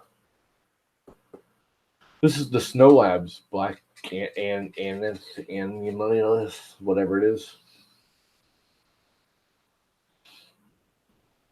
And this is the pink is or purple is Purple Rain polyalchemy. And then some cheapo, who knows what, white and black for the eyes. This is a really cool model. Yeah, this was printed at 0.4 layer heights with 0.8 nozzle and 3 shells. And this thing weighs a ton. It's almost a full roll. Because I wasn't thinking about it. At 3 shells where it's hollow, it's basically 6 shells. So it's almost nearly solid plastic. There's almost no infill. Because, again, where it's hollow on the inside, because it's a coin bank. I don't know if you guys realize this thing, but it's a coin bank. Piggy bank. Kitty bank. It is nice. It came out really nice, actually. Surprisingly well nice. No strings between the ears. It's so weird. That thing produces strings and not a single string between these 2 ears. It's kind of bizarre. I expected there all to be all hair between the 2 ears. Nothing. But yeah, it printed pretty well. It's nice. I love this filament. Like I say, you can't even see it. It's kind of weird. I like it a lot. It's kind of almost a silk, like the polyalchemies and the silk finish, but it's not. And it's got a little bit of like silver and gold fleck in it. It's not even glitter, I want to say. It's more of it's too small. But it catches it at just the right. I like this filament a lot. I'm gonna order another roll as soon as I get some money saved up again. Yeah, it came up good. I love this filament. This color, it looks blue in the camera, doesn't it? It's actually purple in real life. It looks very much like this. At least what my camera, when I'm getting on my screen, it looks blue, but it's actually purple. And it's that deep, dark, really almost blacky purple. You guys getting it blue or purple? My screen's showing it blue. In real life, it's purple.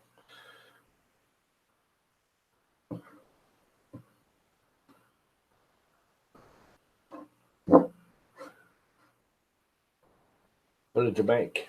It's a coin bank. You print the collar and glue it all together. And it's a coin bank. It's got the little plug on the bottom so you can get your money out and printed the plug. You can print a box. Comes with a box too. I think I will print a box.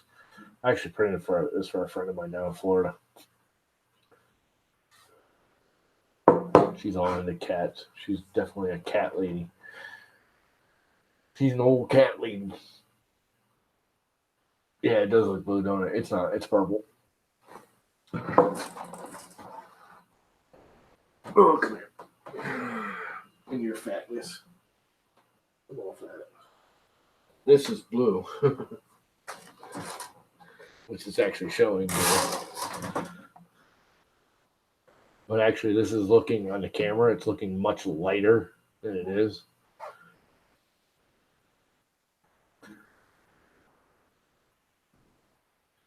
They have a very similar. This almost. I love this filament. I highly recommend if you guys want a really good filament. This is slow Snow Labs. Black amylith. I can never say that word. It's a purple. It's a purple color. And when you buy a roll of this, you get Luby's Wolf model for free. Which is, I bought Luby's Wolf model and got the filament for free. I didn't care about the filament when I ordered it. I literally wanted her Wolf model. And fully supported her and, got the filament. And I'm glad I got the filament. I really, really like this. And it's an HTPLA, so you can anneal it and all that crap. It's super strong. Matter of fact, I'm going to rebuild this probably this summer. And right now, this is all Maker Geeks purple. And I'm going to rebuild it. And I want to keep it purple because it's purple. And I will probably use the Snow Labs to do it. They're HTPLA. That way I can anneal it again. Because it's all annealed HTPLA. Which is way better than ABS or PETG. Much more rigid. Rigid is good. Rigid is more precise. Flex is not good in that. Everyone's like, oh, PETG, it's more strong. No, PETG is weaker than PLA. It's just more flexible, so it'll take an impact. Well, on a printer, there is no impact. It's all continuous, constant, even stress. And when it comes to continuous, constant, even stress, PLA is actually stronger. It doesn't flex.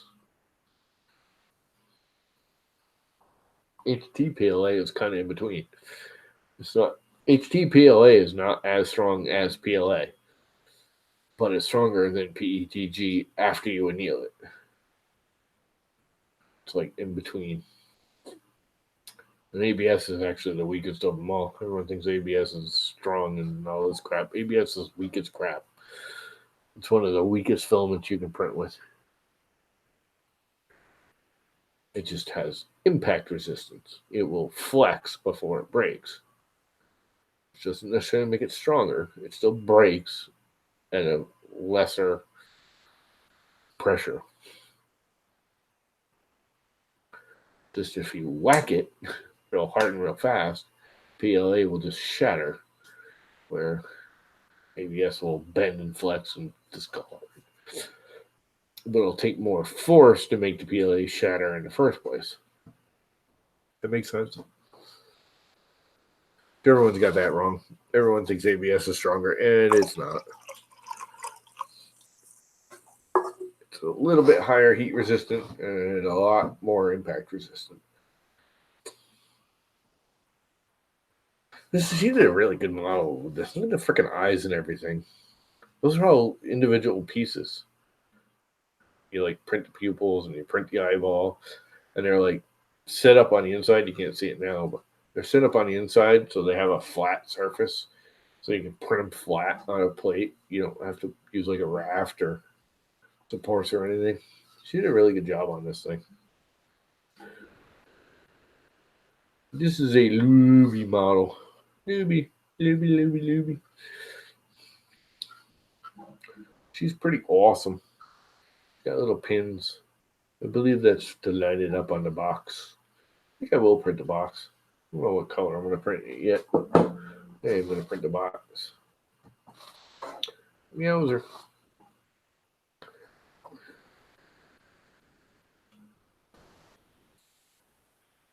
What's up, Wrigley?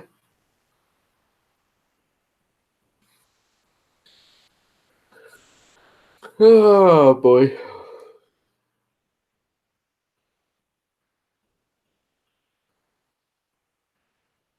Yeah, I haven't done the piggy yet. I didn't because that's you got to buy that one too, right? I bought this, which I'm fine with. I mean, her models are worth paying for. Just don't have a purpose for it. I probably wouldn't have bought this if I didn't have a friend that's like a fanatical cat lady. And I bought it like a year ago and intent on printing her a cat to send down to Florida, and I never did. I did print a little one, about that tall, like I don't know, 50%. I think I printed it at the original size, and my niece showed up right as I finished printing it because I actually printed the whole thing out of this when I bought the Purple Rain Polyalchemy. I printed the whole thing of Purple Rain, and it had a black collar and eyes and everything. But it was this lighter purple, this color. My niece saw that and she snatched it right out of my hand. She was like, "Mine." Like, okay. What's free on Thingiverse? Is there Pigsley is? Is it really?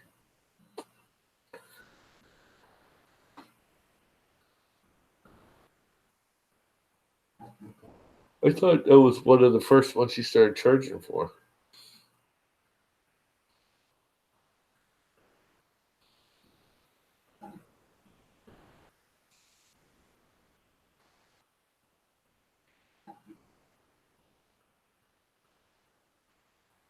That's a pretty detailed model to be free. A lot of work in there. There are all the parts and the shield and the armor and all that crap. I can't believe she's giving that one away.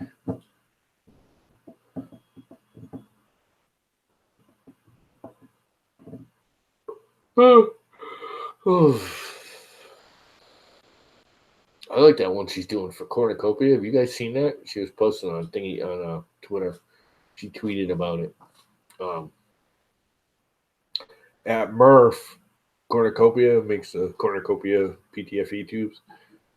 They contracted her to make their mascot / model of the whatever you call that serpent. It's not actually Cornucopia, but I guess it is. I don't know. But it looks, she like has it like half done, and she posted a photo of it. She printed one out, test print like I do. And oh man, that thing looks awesome. I really like it. That's almost as good as the Sand Dragon, and it'll probably be better when she's done.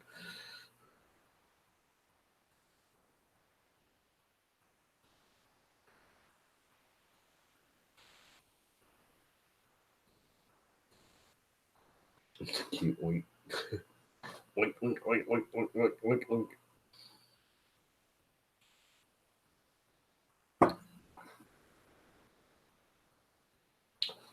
Yep. She's pretty good at modeling. I think she's doing it all in Blender too. Pretty sure she uses Blender.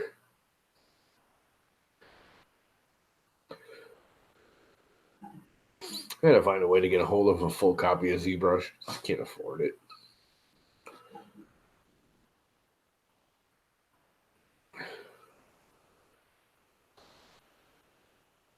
I would love a full-fledged copy of ZBrush. I should start a Patreon and see if you guys are foolish enough to give me money. Did I just say that out loud? Yep. Oh well. Guess I blew that opportunity.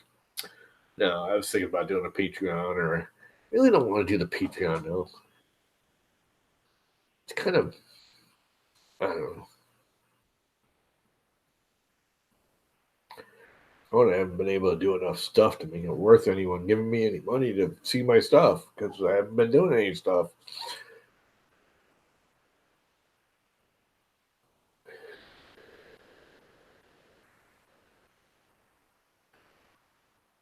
I have a bunch of stuff set up. I actually have a list of stuff, like 10 videos I wanted to do. But then my father got deathly ill with kidney issues and blah, blah, blah. Life kind of went downhill this last month rather rapidly.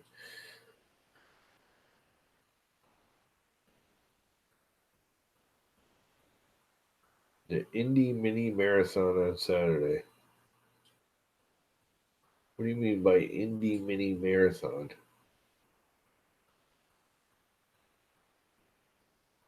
What kind of marathon and what's so mini about it? And are you talking like cars, like Indianapolis 500? Or are you talking about jogging? That's just right. Driving me nuts, and I got to bite it off of there. That's all I can find to get rid of it. It's kind of gross, but I'm over it. Yeah. What kind of mini marathon were you doing? There, red light. We jogging? I wish I could do that again. My knees are so far beyond done. My legs are done, which is why I'm getting fat. Fat. So you're a jogger type. Cool. I was never a runner. I was a mountain biking, well, road riding mostly, and then I turned into a mountain biker because that's just more fun. But I used to, back in teens and 20s, I used to go mountain climbing / hiking / backpacking trips for months on end up into the White Mountains. But then I shattered all my legs and knees, and that came to a screeching halt. Cool. Jog away. Do it now before you get old like me and your knees give out. Can't do it no more. I used to love hiking in the mountains for a week. Just put a backpack on, get in a car, take off, be done. Just go for a week and just disappear into the freaking deep wilderness.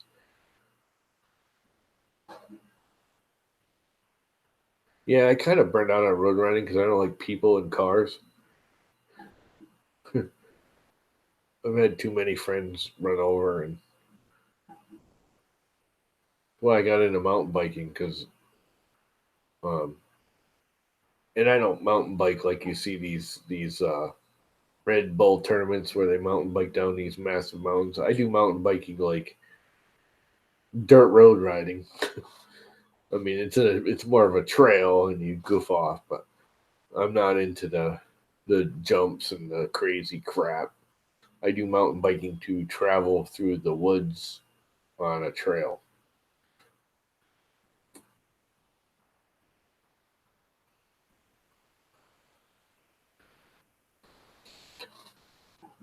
Well, dude, Uncle Ron, there's a whole bunch of people I know that road ride out there. I don't know exactly where you live in Long Island, but when I lived out there, I was all part of Climb and the road crew, and I got bunches of friends that if you want to, get motivated, there's always motivation when you're in a small group. Um,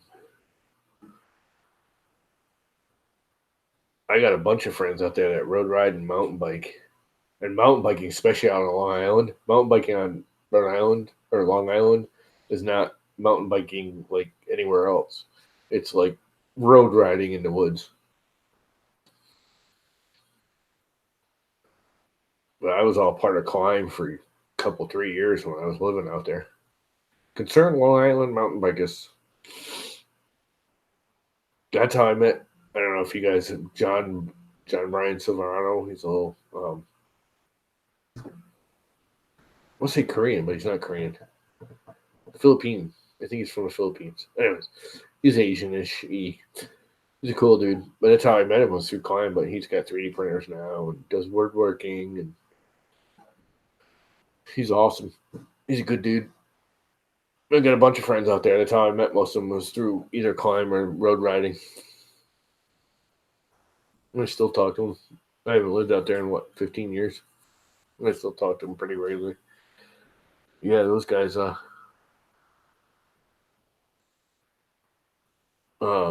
John mostly mountain bikes now, but he does most of the calmer trails. I mean, there's really nothing.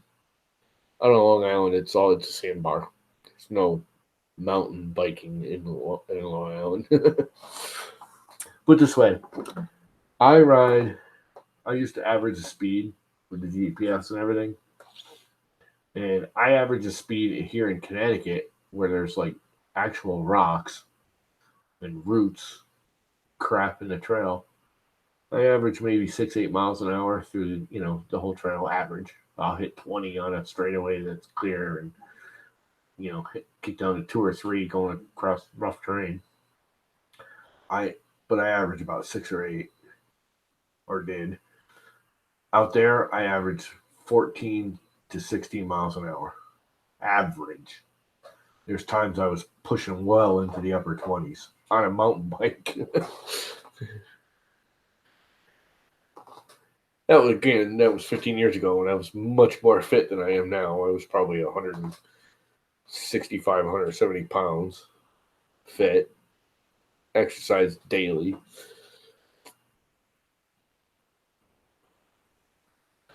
But the terrain there for mountain biking out there is awesome. If you're near Rocky Point is my favoriteest mountain biking trail ever. It's like 22 miles long if you do the full loop and everything, and you can just haul butt. There's like a 2-mile long strip. Actually, it's not that long. It's probably a mile long. It's perfectly straight, and it's got this brush that makes it literally only about this wide.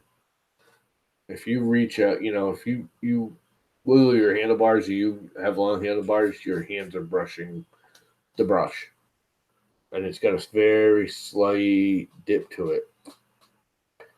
And they call it Star Wars because it's like your Luke Skywalker in the first Star Wars movie going down the gutter trying to, kill the Death Star in the end. That's what you feel like because it's like this really tall, narrow, like gutter you're riding on at full speed. And I can't tell you how many times I've come to the end of that full bore. No lie, doing 20, 25 miles an hour. And it's got a sharp right-hand turn. And you're just cruising, and you eventually are just going so fast for so long, so straight. You start doing this.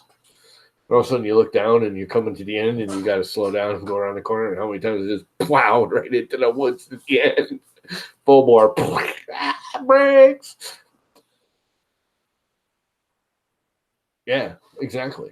And now you can do that on a mountain bike on Long Island. I'm not exaggerating. Oh, again, this is when I was fit and, not now. This slows me down a lot, and my legs are shot. I mean, they're busted up beyond belief. But yeah, I used to haul ass. I easily did mid to upper teens on average at Rocky Point on Long Island. In the woods.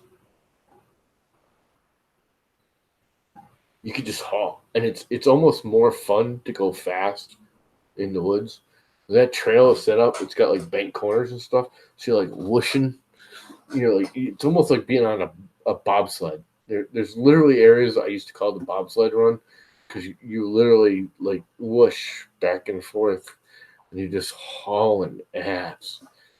You've got that thing in top gear and just pedaling away, and it's flat. I mean, they literally make areas into hills because there are no hills.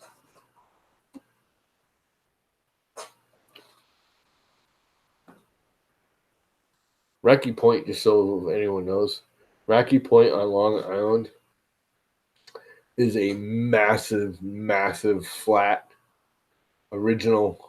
It is the first large broadcast radio antenna. Back in the original broadcast international, it is the first U.S. to France broadcast was from Rocky Point of a radio, and some of the towers are still there. And basically, it was a big star. There was one massive tower, and then there was a star pattern of towers that went out for miles. So it's literally like miles and miles long of these towers with all the cable. Like you'd see high tension cable towers, same kind of tower. And that used to be a long distance radio. And that's the first intercontinental radio transmission ever came out of Rocky Point on Long Island. It was Rocky Point to France. Just for a little history. It's pretty cool, actually. You should look it up. It's kind of interesting. Because it don't look like that no more. It used to be a big field.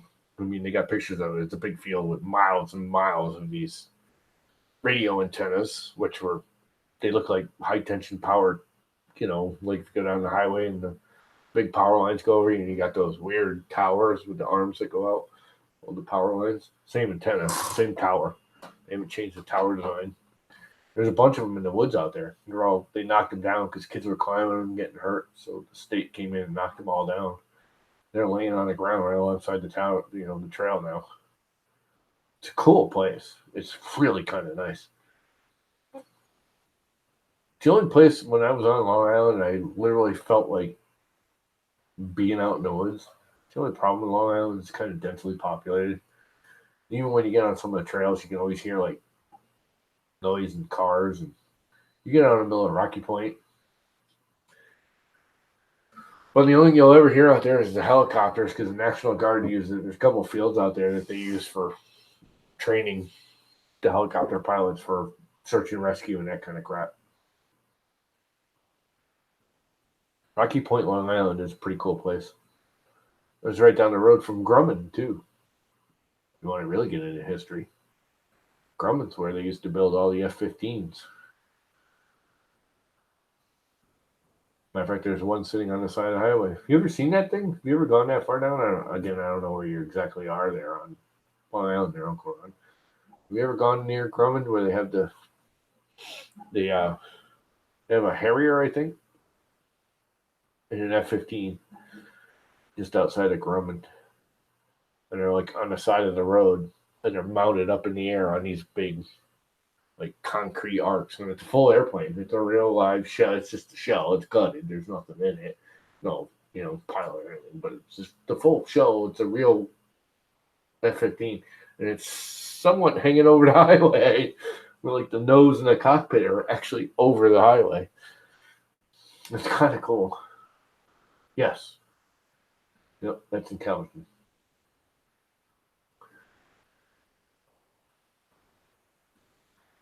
Hanging over 25A. F-14. Pretty sure it's a Hornet or a Harrier. No, Harrier is the English one, right? That lifts up straight. Yeah. No, it's a Hornet. I don't know. There's two of them there. And yes, you're right. It's an F-14, not an F-15.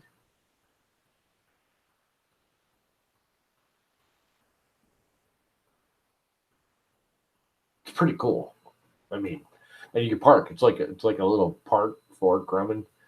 You can pull in. You come up to the stoplight, and there's this airplane. I mean, again, it's only like the nose of it. It's over the highway. It's not even really over. It's just over the shoulder. But it's right there. I mean, you can't miss it when you drive up to it. There's this freaking jet hanging in the air. And you can actually pull in there and check it out. It's kind of cool. 20 miles from you. So you're more inland. You're more to New York City area. Later, Brian.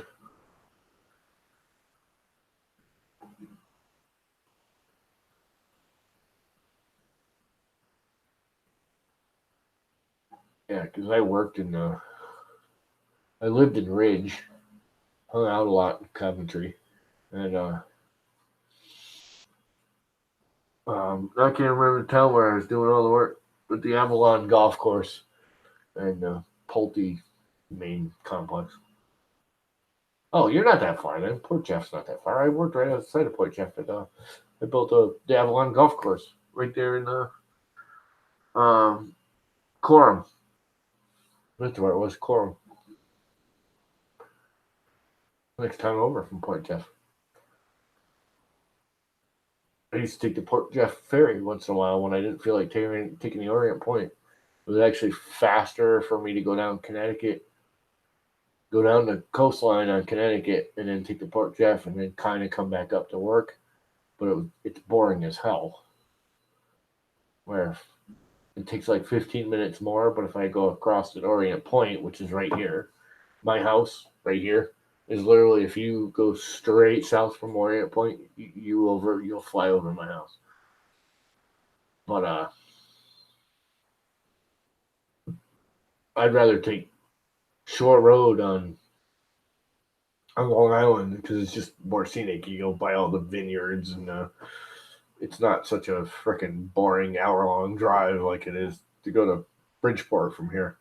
I mean, you get on 95. 95's are a mile away, and it's 95 Connecticut Highway all the way down to Bridgeport, and then you get on the ferry and you're at Port Jeff.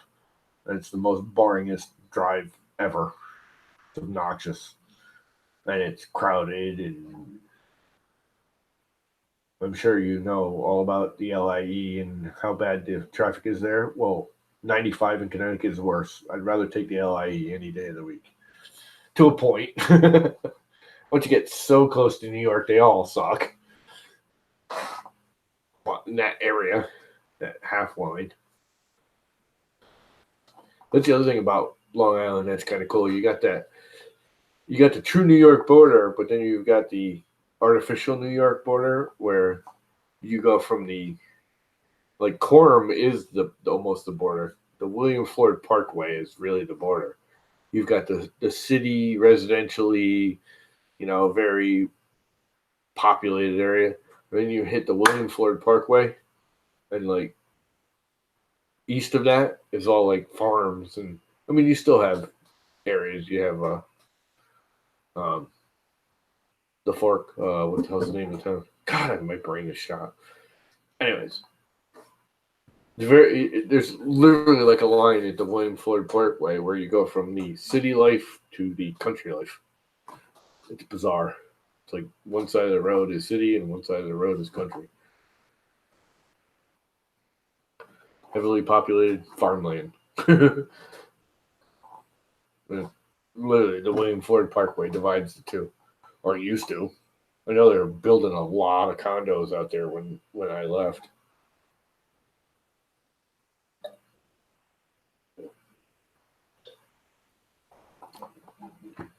All the vineyards and the sod farms. Something that's big out there is the sod farms. Riverhead, yep. Well, Montauk, kind of a major overpopulated clusterfuck. Pardon my French. It's the only way to describe that place.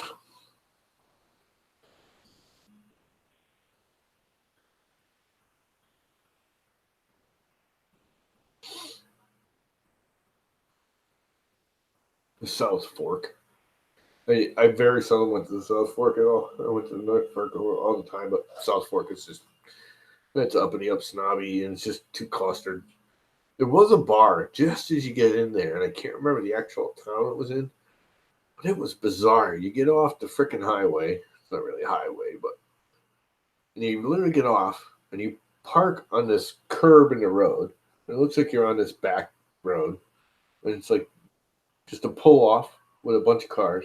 And you go down this staircase between the two, like woods. There's hedges and woods. Big, wide, humongous staircase. It's probably, 10 foot wide. There's a staircase that goes down. And there's this bar that just appears. And the bar is half over the causeway. Like half of it's on land, half of it's over the water. And you see all the boats trying to go from, the open ocean to the sound. There's a little canal. Freaking cool bar. Ridiculously expensive. I think we paid back then. We're talking 15, 20 years ago now. It was out there. Yeah, maybe. I can't remember the name of it, but I had friends take me there a bunch of times. We went there a bunch of times. So ridiculously overpriced. I will say one thing. It's fun. It's worth every penny. I mean, it was like $6 or $7 a beer back then, which was a lot for a draft. and the food was incredibly awesome. Overpriced. It was like $20 for French fries. And, I mean, I'm exaggerating, but it was that kind of. It was ridiculously overpriced. But oh my God, was the food good? I mean, it was really, really good bar food. It's bar food, but it was really good. It's all like fries and sandwiches. You got your, it wasn't like a little yuppie sandwich. It was, two guys could eat a sandwich and be full. God, I love that place. It was one of my favorite places to go, like just off season, because I guess they weren't open year round. They were only open for the season. But if you got it just late enough in the season where all the summer people weren't around and it wasn't a cluster, it was a great place to hang out. And you get to watch all the boats going through the canal and all that. A bunch of them bump into the building because it's got the big piers. They dock at the building and come inside. But you get a bunch of idiots with the current. They can't drive their boats right, and they're drunk or stupid, and they like drive right into the piers next to the building. And you're laughing.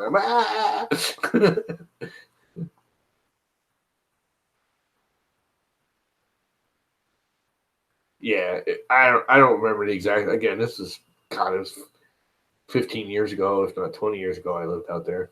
How long ago was it? 19 years ago, 2000. I moved out there in 2000, and I left in 2007 or 8. I was out there, what, 7 years? 8 years? 7 years? Because I built the Pulte complex on Coram, and I built the Avalon golf course. Those were the two biggies I built out there. I did a bunch of other little things while I was out there, but those are the two. Those are the two things my corporation really, really worked on. And we built all those. Not that we built the golf course. We didn't build the golf course. The golf course was there. We built the apartment complex inside the golf course. If you've ever been to the Avalon golf course, it's a full 18-hole golf course wrapped around 25 apartment buildings. The golf course goes around the apartments. They're in the center of the whole golf course.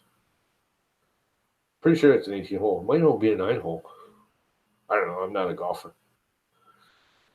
But yeah, we built all the buildings, and we did the clubhouse and all the office buildings and all the apartments, plus the 370 or 380 houses in the Pulte complex that's inside of Coram.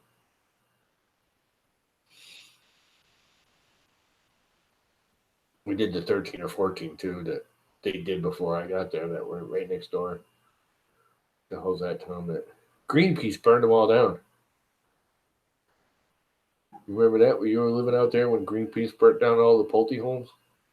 That's why they sent me out there. It's because they burnt them all down and they sent me out there to fix them all, which I never did. I never went in that one because that was when we started the main one. What the hell town was that in? It's literally right next door, but it's actually a different town. There's like 10 or 12 of the houses that Greenpeace or one of them Save the Ecology, people burned all the houses down. All brand new. And of course, Pulte had no insurance. They got burned big.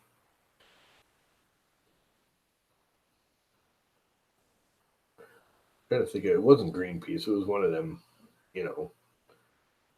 save the world, stop the building, protest peoples.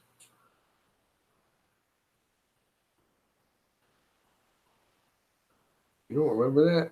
That's why they sent me out there. It's because I didn't care about it. Everyone else was scared about it. It wasn't Greenpeace. I shouldn't say Greenpeace because it wasn't Greenpeace, but it was one of those save the world things. They burnt down the houses. They were all still under construction. They were. What the hell is the name of the town? I keep thinking Springfield. It's not Springfield. Kind of right there in the corner of Port Jeff and Coram but it's actually a different town. I can't remember the name of it. Damn it. Little townlet. Anyways, they rebuilt them all.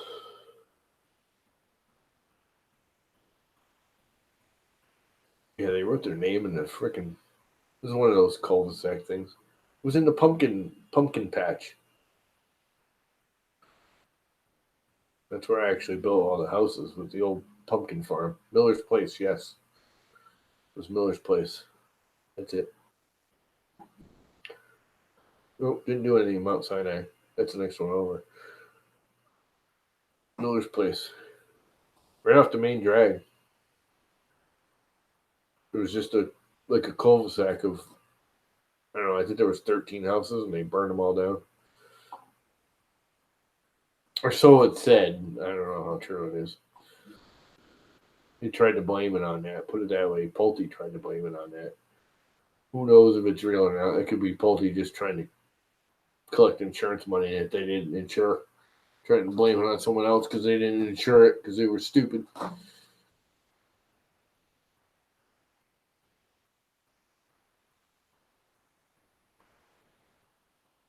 You know where we built all the other ones, though, don't you? In Coram, right in the middle of the pumpkin patch.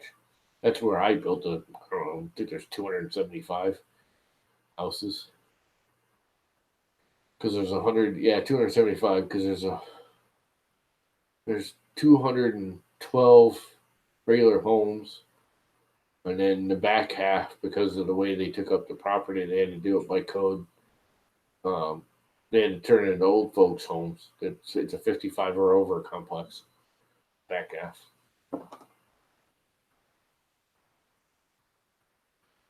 When you go into the old Pulte, they still have to. Pulte runs everything, even though they don't own it. They run your life even after you buy from them and leave. They leave and they still run your life. I can't believe anyone would buy into that.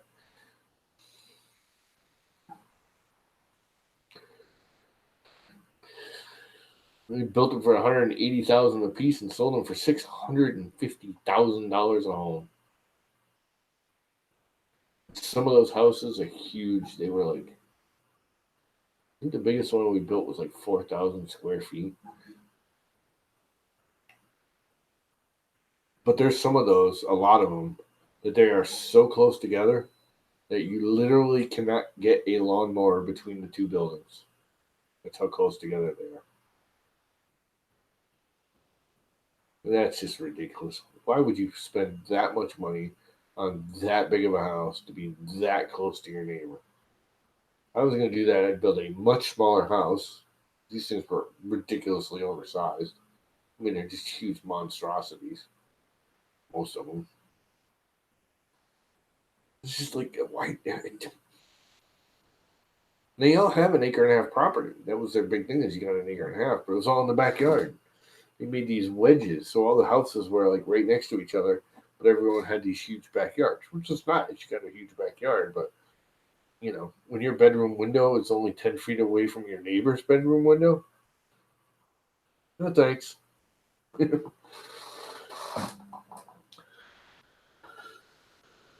built a bunch of those. But I don't think they finished. I left when it was, I don't know, there's still like 20 or 30 left, or that. Is when I left and I moved on back to Connecticut and started working on the college for my company and ended up quitting because they were morons.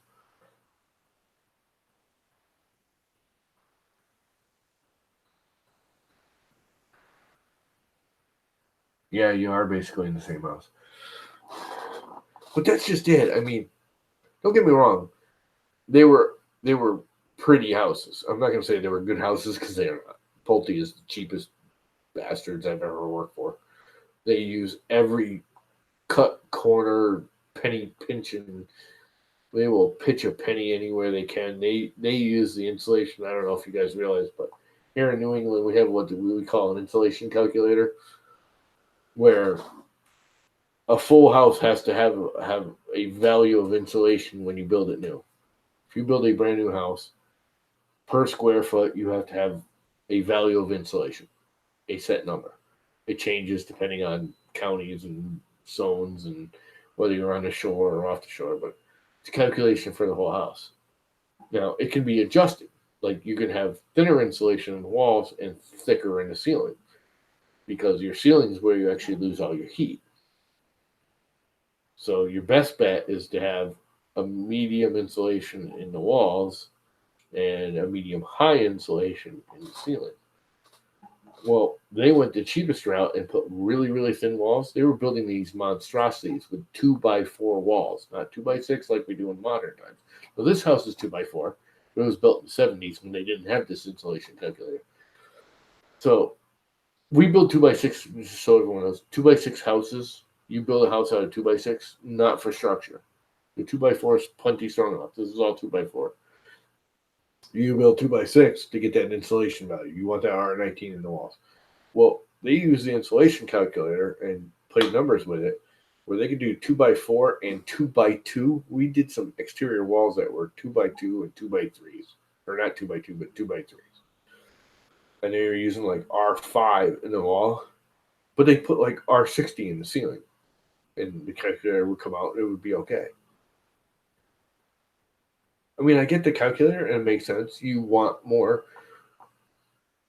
You know, I have R30 up there. I have R11 in my walls. That was normal in the 70s. That's what you did. You know, but most people now use R19 or R22 in the walls because you have a 2x6 wall. And that's why we went to the 2x6 walls in New England, is for insulation value, to increase your insulation. It's not structural. But they played so many games, and they do these big opening things, and your windows are all part of the calculator. They put these big, massive window walls, which blow your calculation out, because windows have, I mean, a good double pane window. When you put a whole wall in, you might be at R like 5 or 6 if you're lucky, when you put that big of a window wall in. But then again, they put batting in the ceiling and then put blow in on top of it to get these ridiculous ceiling ratings of like R50, R60, R70 to make up for the loss of heat in the wall. Well, there's a point where you still need to insulate the wall. You can put 90% of your heat loss is through the ceiling here in New England. Heat loss goes up, heat rises, so all your heat loss. But if you don't insulate the wall along the ceiling, don't matter how much insulation you have in the ceiling, you need to balance it. And they would play freaking games to cut corners, to do things. Oh my God, that was the shadiest builder I've ever worked for.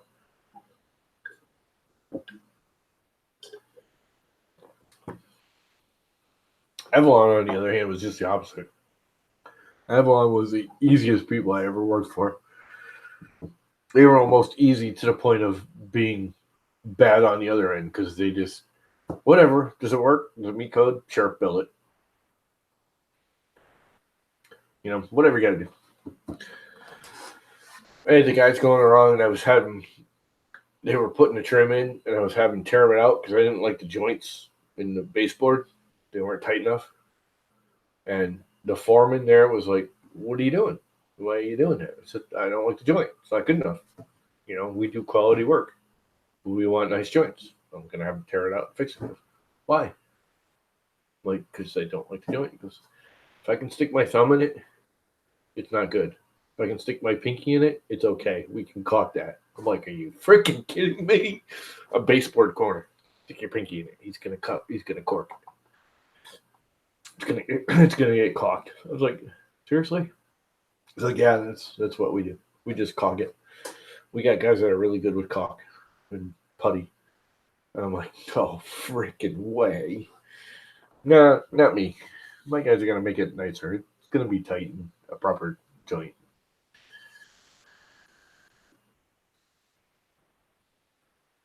Yeah, 2x4 exterior is fine. I mean, really, if I were, actually, I did side this house like 15, 20 years ago, more than 20 years ago, because it was before I was out there.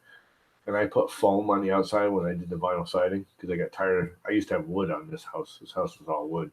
And I redid it like 3 times in 10 years because the woodpeckers kept eating it. But I said, screw it, and I put vinyl on it.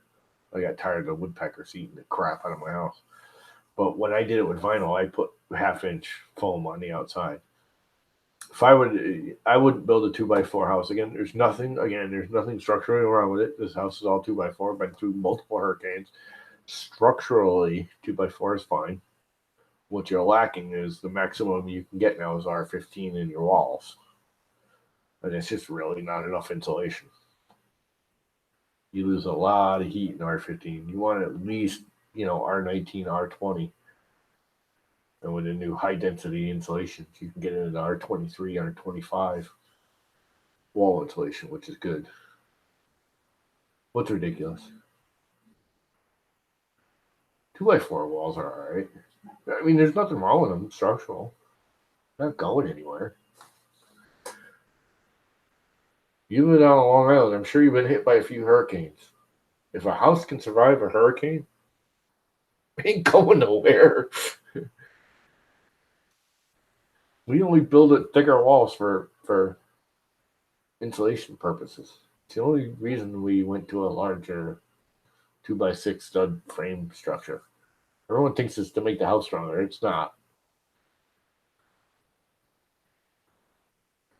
What gap?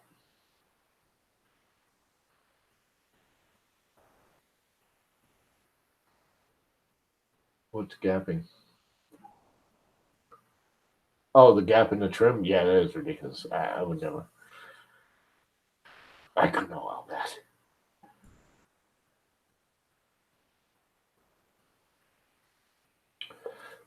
That everyone thought we were spending so much money. The key thing is what people don't realize is the company I work for got sold a bunch of times and bought and sold and bought and sold.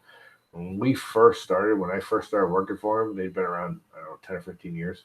And it was a framing / trimming company. That's what they did. Well, we subdivide, and even though they stayed together and we did contracts together, they became two separate companies, completely separate. One partner took the framing, one partner took the trimming, and I stayed with the trimming. But when we took over the trimming, they actually bought us out. It was kind of a weird money thing there was two guys that started the company. One did framing, one did trimming. They split up. The framing guy actually had to buy out the trimming guy because the guy who did the trimming invested the most money, and they weren't screwing each other. They were friends. They knew. So when he paid him off, the lumberyard we were getting our trim from was having financial problems. My company bought the lumberyard. So most of my trim, when I was ordering it, when we bought I literally went from paying like 90 cents a foot for baseboard to 22 cents a foot for baseboard. Trim, casement around the door, pre-mitered, pre-fitted to the door, pre-hung trim, all pre-made. It would come wrapped and pre-cut, and they'd leave it long. All we had to do was cut the bottoms off to fit however high off the floor we were, or whatever the flooring was, whether it was oak or tile or whatever. My casings, pre-hung, pre-made, 9 cents a foot. 9 cents a foot is what I had to budget. So all of a sudden we went from making okay money to making ridiculous amounts of money. I mean, when I got trim, I got 3 semi trucks full between Pulte and Avalon. I wasn't buying, I wasn't going to Home Depot and filling a pickup truck with trim. I was getting semi trucks full of trim. 3 of them every week. Doors, we did all the doors. Cabinets, didn't include the cabinets because we did all the kitchen cabinets. All our baseboards, all our trims, all our crowns, all our crown moldings. This is all from that. I redid this room from that. This is all scraps or unacceptables. This is all failures that we wouldn't accept. That crown molding is from a job that I was doing, and it went through inspection and failed inspection because that nicks or too many knots in it or some crap. I'm like, I'm going to take it home. I'm not going to throw it out. They wanted me to throw it out. It's like, screw that. I'll take it home and use it. I'll cut it up. They were all like 15, 16-foot lengths, and they're all like 10s because I had to cut an end of them off. I did all my casings. I did the crown molding in this room with that. Those are pre-done joints. If you look, the joint, you get my finger there. There we go. Yeah, that joint will never come apart. Those are biscuited joints in a factory. They're pre-made to the opening size. You get it in that U shape, and it's just the legs are too long. The risers are too tall. And you just cut the risers to length. I had a special jig that held them all and the chop box in the end. You just cut the lengths. You bring it as one piece and you nail it on. It's freaking awesome. 9 cents a foot I used to pay. From like 80 or 90 cents a foot I was paying. It was about 10 cents a foot cheaper before we bought the lumberyard. But we were about 10 cents a foot cheaper than Home Depot because we're, again, we were still getting, I was getting 3 or 4 semi trucks full. That didn't include the dozen other jobs that the other supervisors and everyone else. And, New York City, we had 2 or 3 down in New York City. We had a bunch of them in Bridgeport. I took over for a short time. I took over a hotel that we were building in Southport. I did that for, I don't know, about a month when the actual supervisor that was down there was getting shoulder surgery. So he was out for like a month. That was the first thing I took over when I left Long Island. I left Long Island to take that over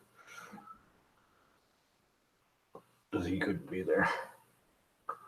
But that was like a high priority. I'll never forget that one. That was a great job.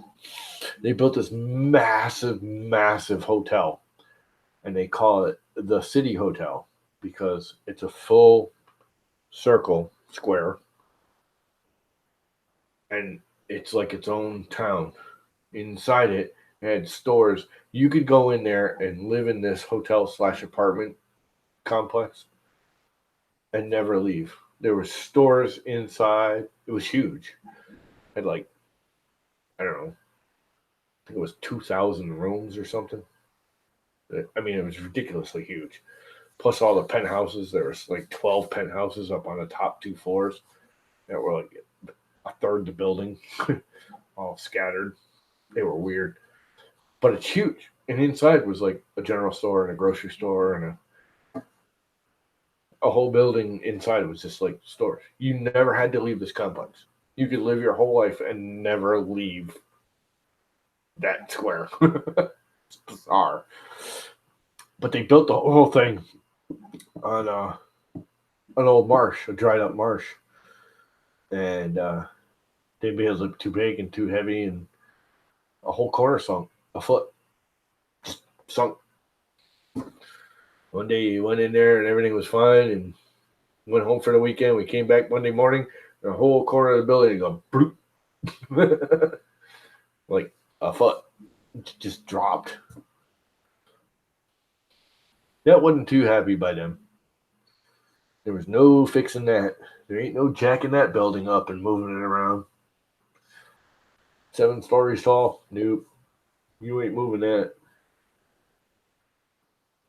They poured gypcrete floors and just level it out with the floors. You walk down the hallway and you see your ceiling go. Started out at 8-foot ceilings in the hallway and you ended at 7-foot ceilings. So you get into the hallway. Not kidding you. He just gypcreted the whole floors, leveled it out. Yes, I did do a lot of watching others work. Actually, I didn't watch others work. I was my company loved me because I made them a lot of money because I was one of those that would go to work at 4 in the morning where I was supervising. I ran like out on Long Island. I ran both the Avalon and the Pulte, and we had like little jobs. We kept doing like little house remodels because we'd bring crews of 200 guys in, and we'd go into like Pulte for 2 or 3 days and go into Avalon for a day. But then we'd have 2 days the guys are sitting there twiddling their thumbs, and we get to ship them home. So I convinced them to buy dilapidated houses, and we remodel them. Those few days that I didn't have anything for the guys to do, so we bought a whole street down in Coram of old crap houses. And the cool thing is we put them in it. We rebuilt the first house and made it like a little apartment building. And we started putting the guys in that building. They're like, "Why would we do this?" I'm like, you're paying these guys, but they were coming up from New Jersey, New York, and over from Connecticut to work on Long Island. I'm like, you're paying these guys from the minute they leave either their shop or their house, and they're traveling for 2 or 3 hours, and then they're working for 4 or 5, and then you're paying them again to travel home. I'm like, if we house them out here, same with me, I got an apartment out there because they finally realized this made sense. We house everyone out here. We give them a temporary housing. We can buy crappy houses. This is what we do: is fix houses, build houses. We can rebuild these houses on Long Island that have value. We can do a whole section so we're not like going into a low income area, buying a cheap house, rebuilding it, and not getting our money back because everything around it is crap. We bought a whole street and we remodeled, a dozen houses and did the whole section. So all of a sudden we're taking these, $100,000 crap, burnt up, empty, boarded up houses, rebuilding them and turning them into $400,000 or $500,000 homes. Plus we're housing our guys basically for free. We made a boatload of money. I think we made more money on those houses than we did on the actual jobs we were contracted to do.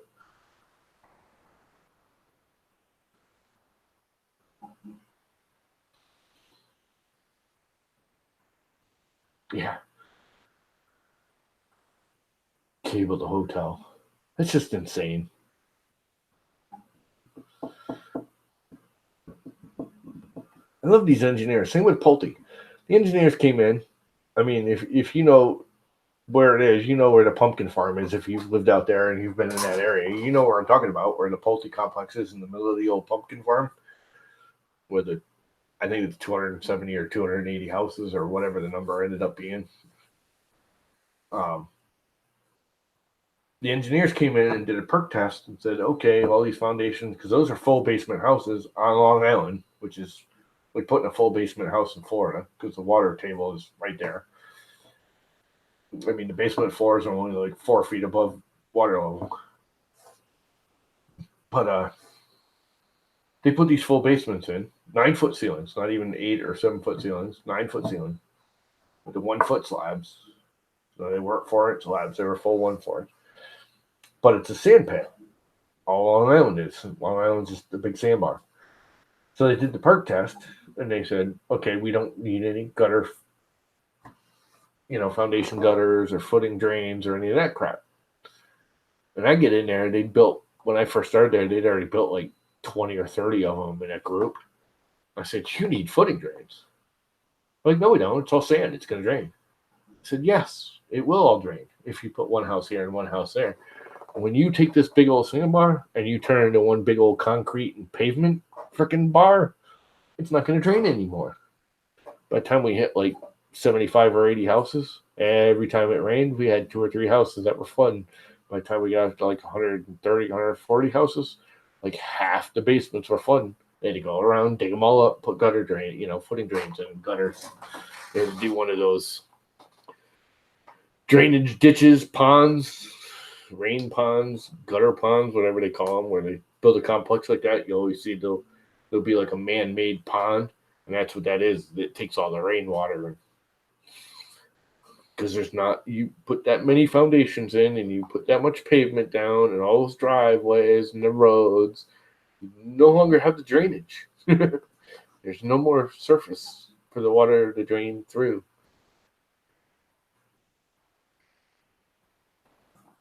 Yeah, and you need some. These are all dry. They a lot of the construction engineer, the actual architect, was smart because he said, no, you can't put a footing in, regular 1-foot footing in because it's sand. We got to put an 18-inch footing in. We have to do a 22 or 24-inch wide, not an 18-inch wide, and we have to put a 1-foot slab. It's a full 1-foot rebarred slab, 1 foot thick, level with the footing. It's not up above the footing, it's level with the footing. But it's a foot thick of concrete or thereabouts. No, they didn't. They probably did 8 inches, but they're not the little 4-inch thin slabs like I have. Most houses are 4-inch slabs sitting on top of the footing. They did 1 footer in it. I think it's actually 8-inch. So the architect had it right. The engineers that did the landscape, they're like, "Oh, it'll drain." No, it won't. There's too much occupation of man-made materials. Yes, it'll drain if you leave it the hell alone and it rains and it just seeps down through the sand. The minute you take all the sand out, there's no place for it to drain to. And water will always go to the easiest place, and that's your basement. If it can get in, it will. Oh yeah, they had to put all funding. There was like, I don't know, I think 24 houses in the very beginning. They had to dig up all around the foundation, put footing drains in because they were flooding every. There was like 2 of them when it first started happening. They're like, "Oh, we're gonna fix it by putting." They put little floor drains in. They drilled a hole in the floor, and then they put a pipe in. They actually dug a big hole in the floor. Went down with like a 50,000-gallon drum. More technical than that, but fill it with stone, repack it, and then leave a little. All it does is let the water back up. Water comes up from underneath, straight down. Dumbasses. So just gurgling up to the drain hole they put in the people's floors. And these were finished basements. Carpeted, trim, sheetrock. There was one of them I retrimmed like 4 times where I said, "I'm not going back there again. I don't care how much you pay me. Till you fix it, I'm not retrimming that thing again." I was charging ridiculous amounts. Like the first time it was like $1,000 extra. Second time was like $5,000 extra. The last one I think I did was like, I don't know. I think I charged them like $25,000 or $30,000 just to retrim the basement. It's like I'm tired of tearing out the moldy crap and dealing with it. It's just not worth it. If you guys can't figure out what's wrong, we're not fixing it no more. I told you what's wrong. It needs footing drains.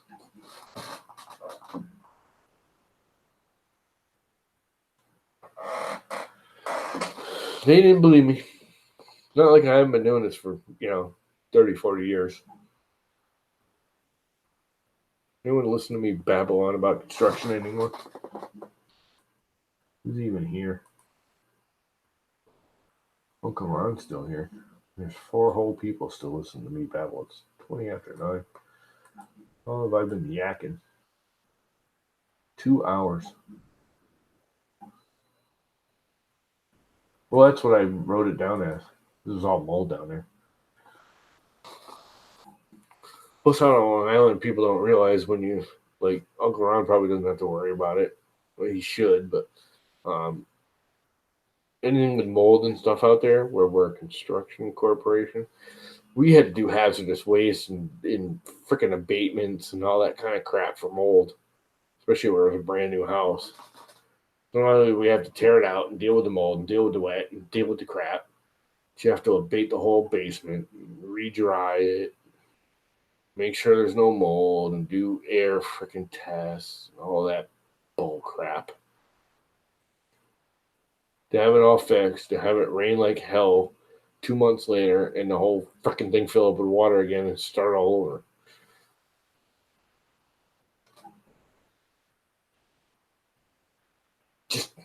Just that's it happens once, okay. Happens twice, you should think about it.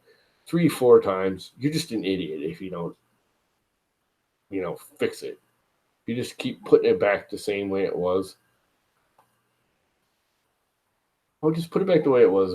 It'll hold. That won't happen again. Okay, it's happened like 3 times in the last year. What do you mean it won't happen again? Although those are unusual. Those are extremes. Yeah, 3 times in 1 year? Yeah, no. That's just corporate morons being corporate morons, thinking of the bottom line. And what they're not thinking about is the actual bottom line. They're just thinking about the bottom line for that week. They're not looking at the big picture. They wasted more money. They literally wasted hundreds of thousands of dollars to save $5,000. When you're building a new house, something like that, where it is sand, so it's easy digging. I mean, it's literally all sand there. You can dig it out by hand.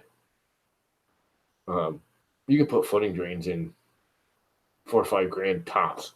I mean, you already got the foundation dug. It's all there. All you're doing is putting a little extra stone in, some pipe, running a pipe out to the road drains. Done. I don't even think it's that much for them. They did everything so cheap with their contracts and mass production that I'd be surprised if they paid $1,000 a house to have the footing drains put in. And they literally put out hundreds of thousands of dollars repairing houses that they could have just put $1,000 into and been done. Never had a problem again.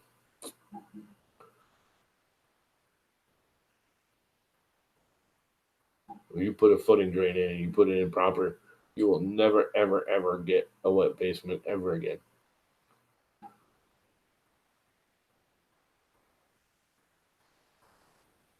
That's all you gotta do. No French drains, none of that interior crap. You want the drain on the outside of the wall. As long as you're above the actual water table. I mean, if the water table comes up and the water table is higher than your basement floor, yes, you're still going to get water in your basement, no matter how many footing drains you put in, because the water is higher than your basement. If it's higher than your basement, you can't drain it out of anywhere because it's already higher than your basement. You set your house in a lake, your basement's going to be wet. That's what it comes down to. Anyways, we've been doing this for about 2 hours. So I think I'm going to kill it. Everyone's left anyways, it seems. Well, Shalom's live. There you go, I will kill it. Everyone go over and check out Shalom. Shalom. With Shalom and Sons. Realistic architectural rendering. Alright, I'm killing it. Because, one, I'm just killing it. 2, let's go watch Shalom. Let me bother with link because there's like 4 people in here, if that. Alright, later, guys.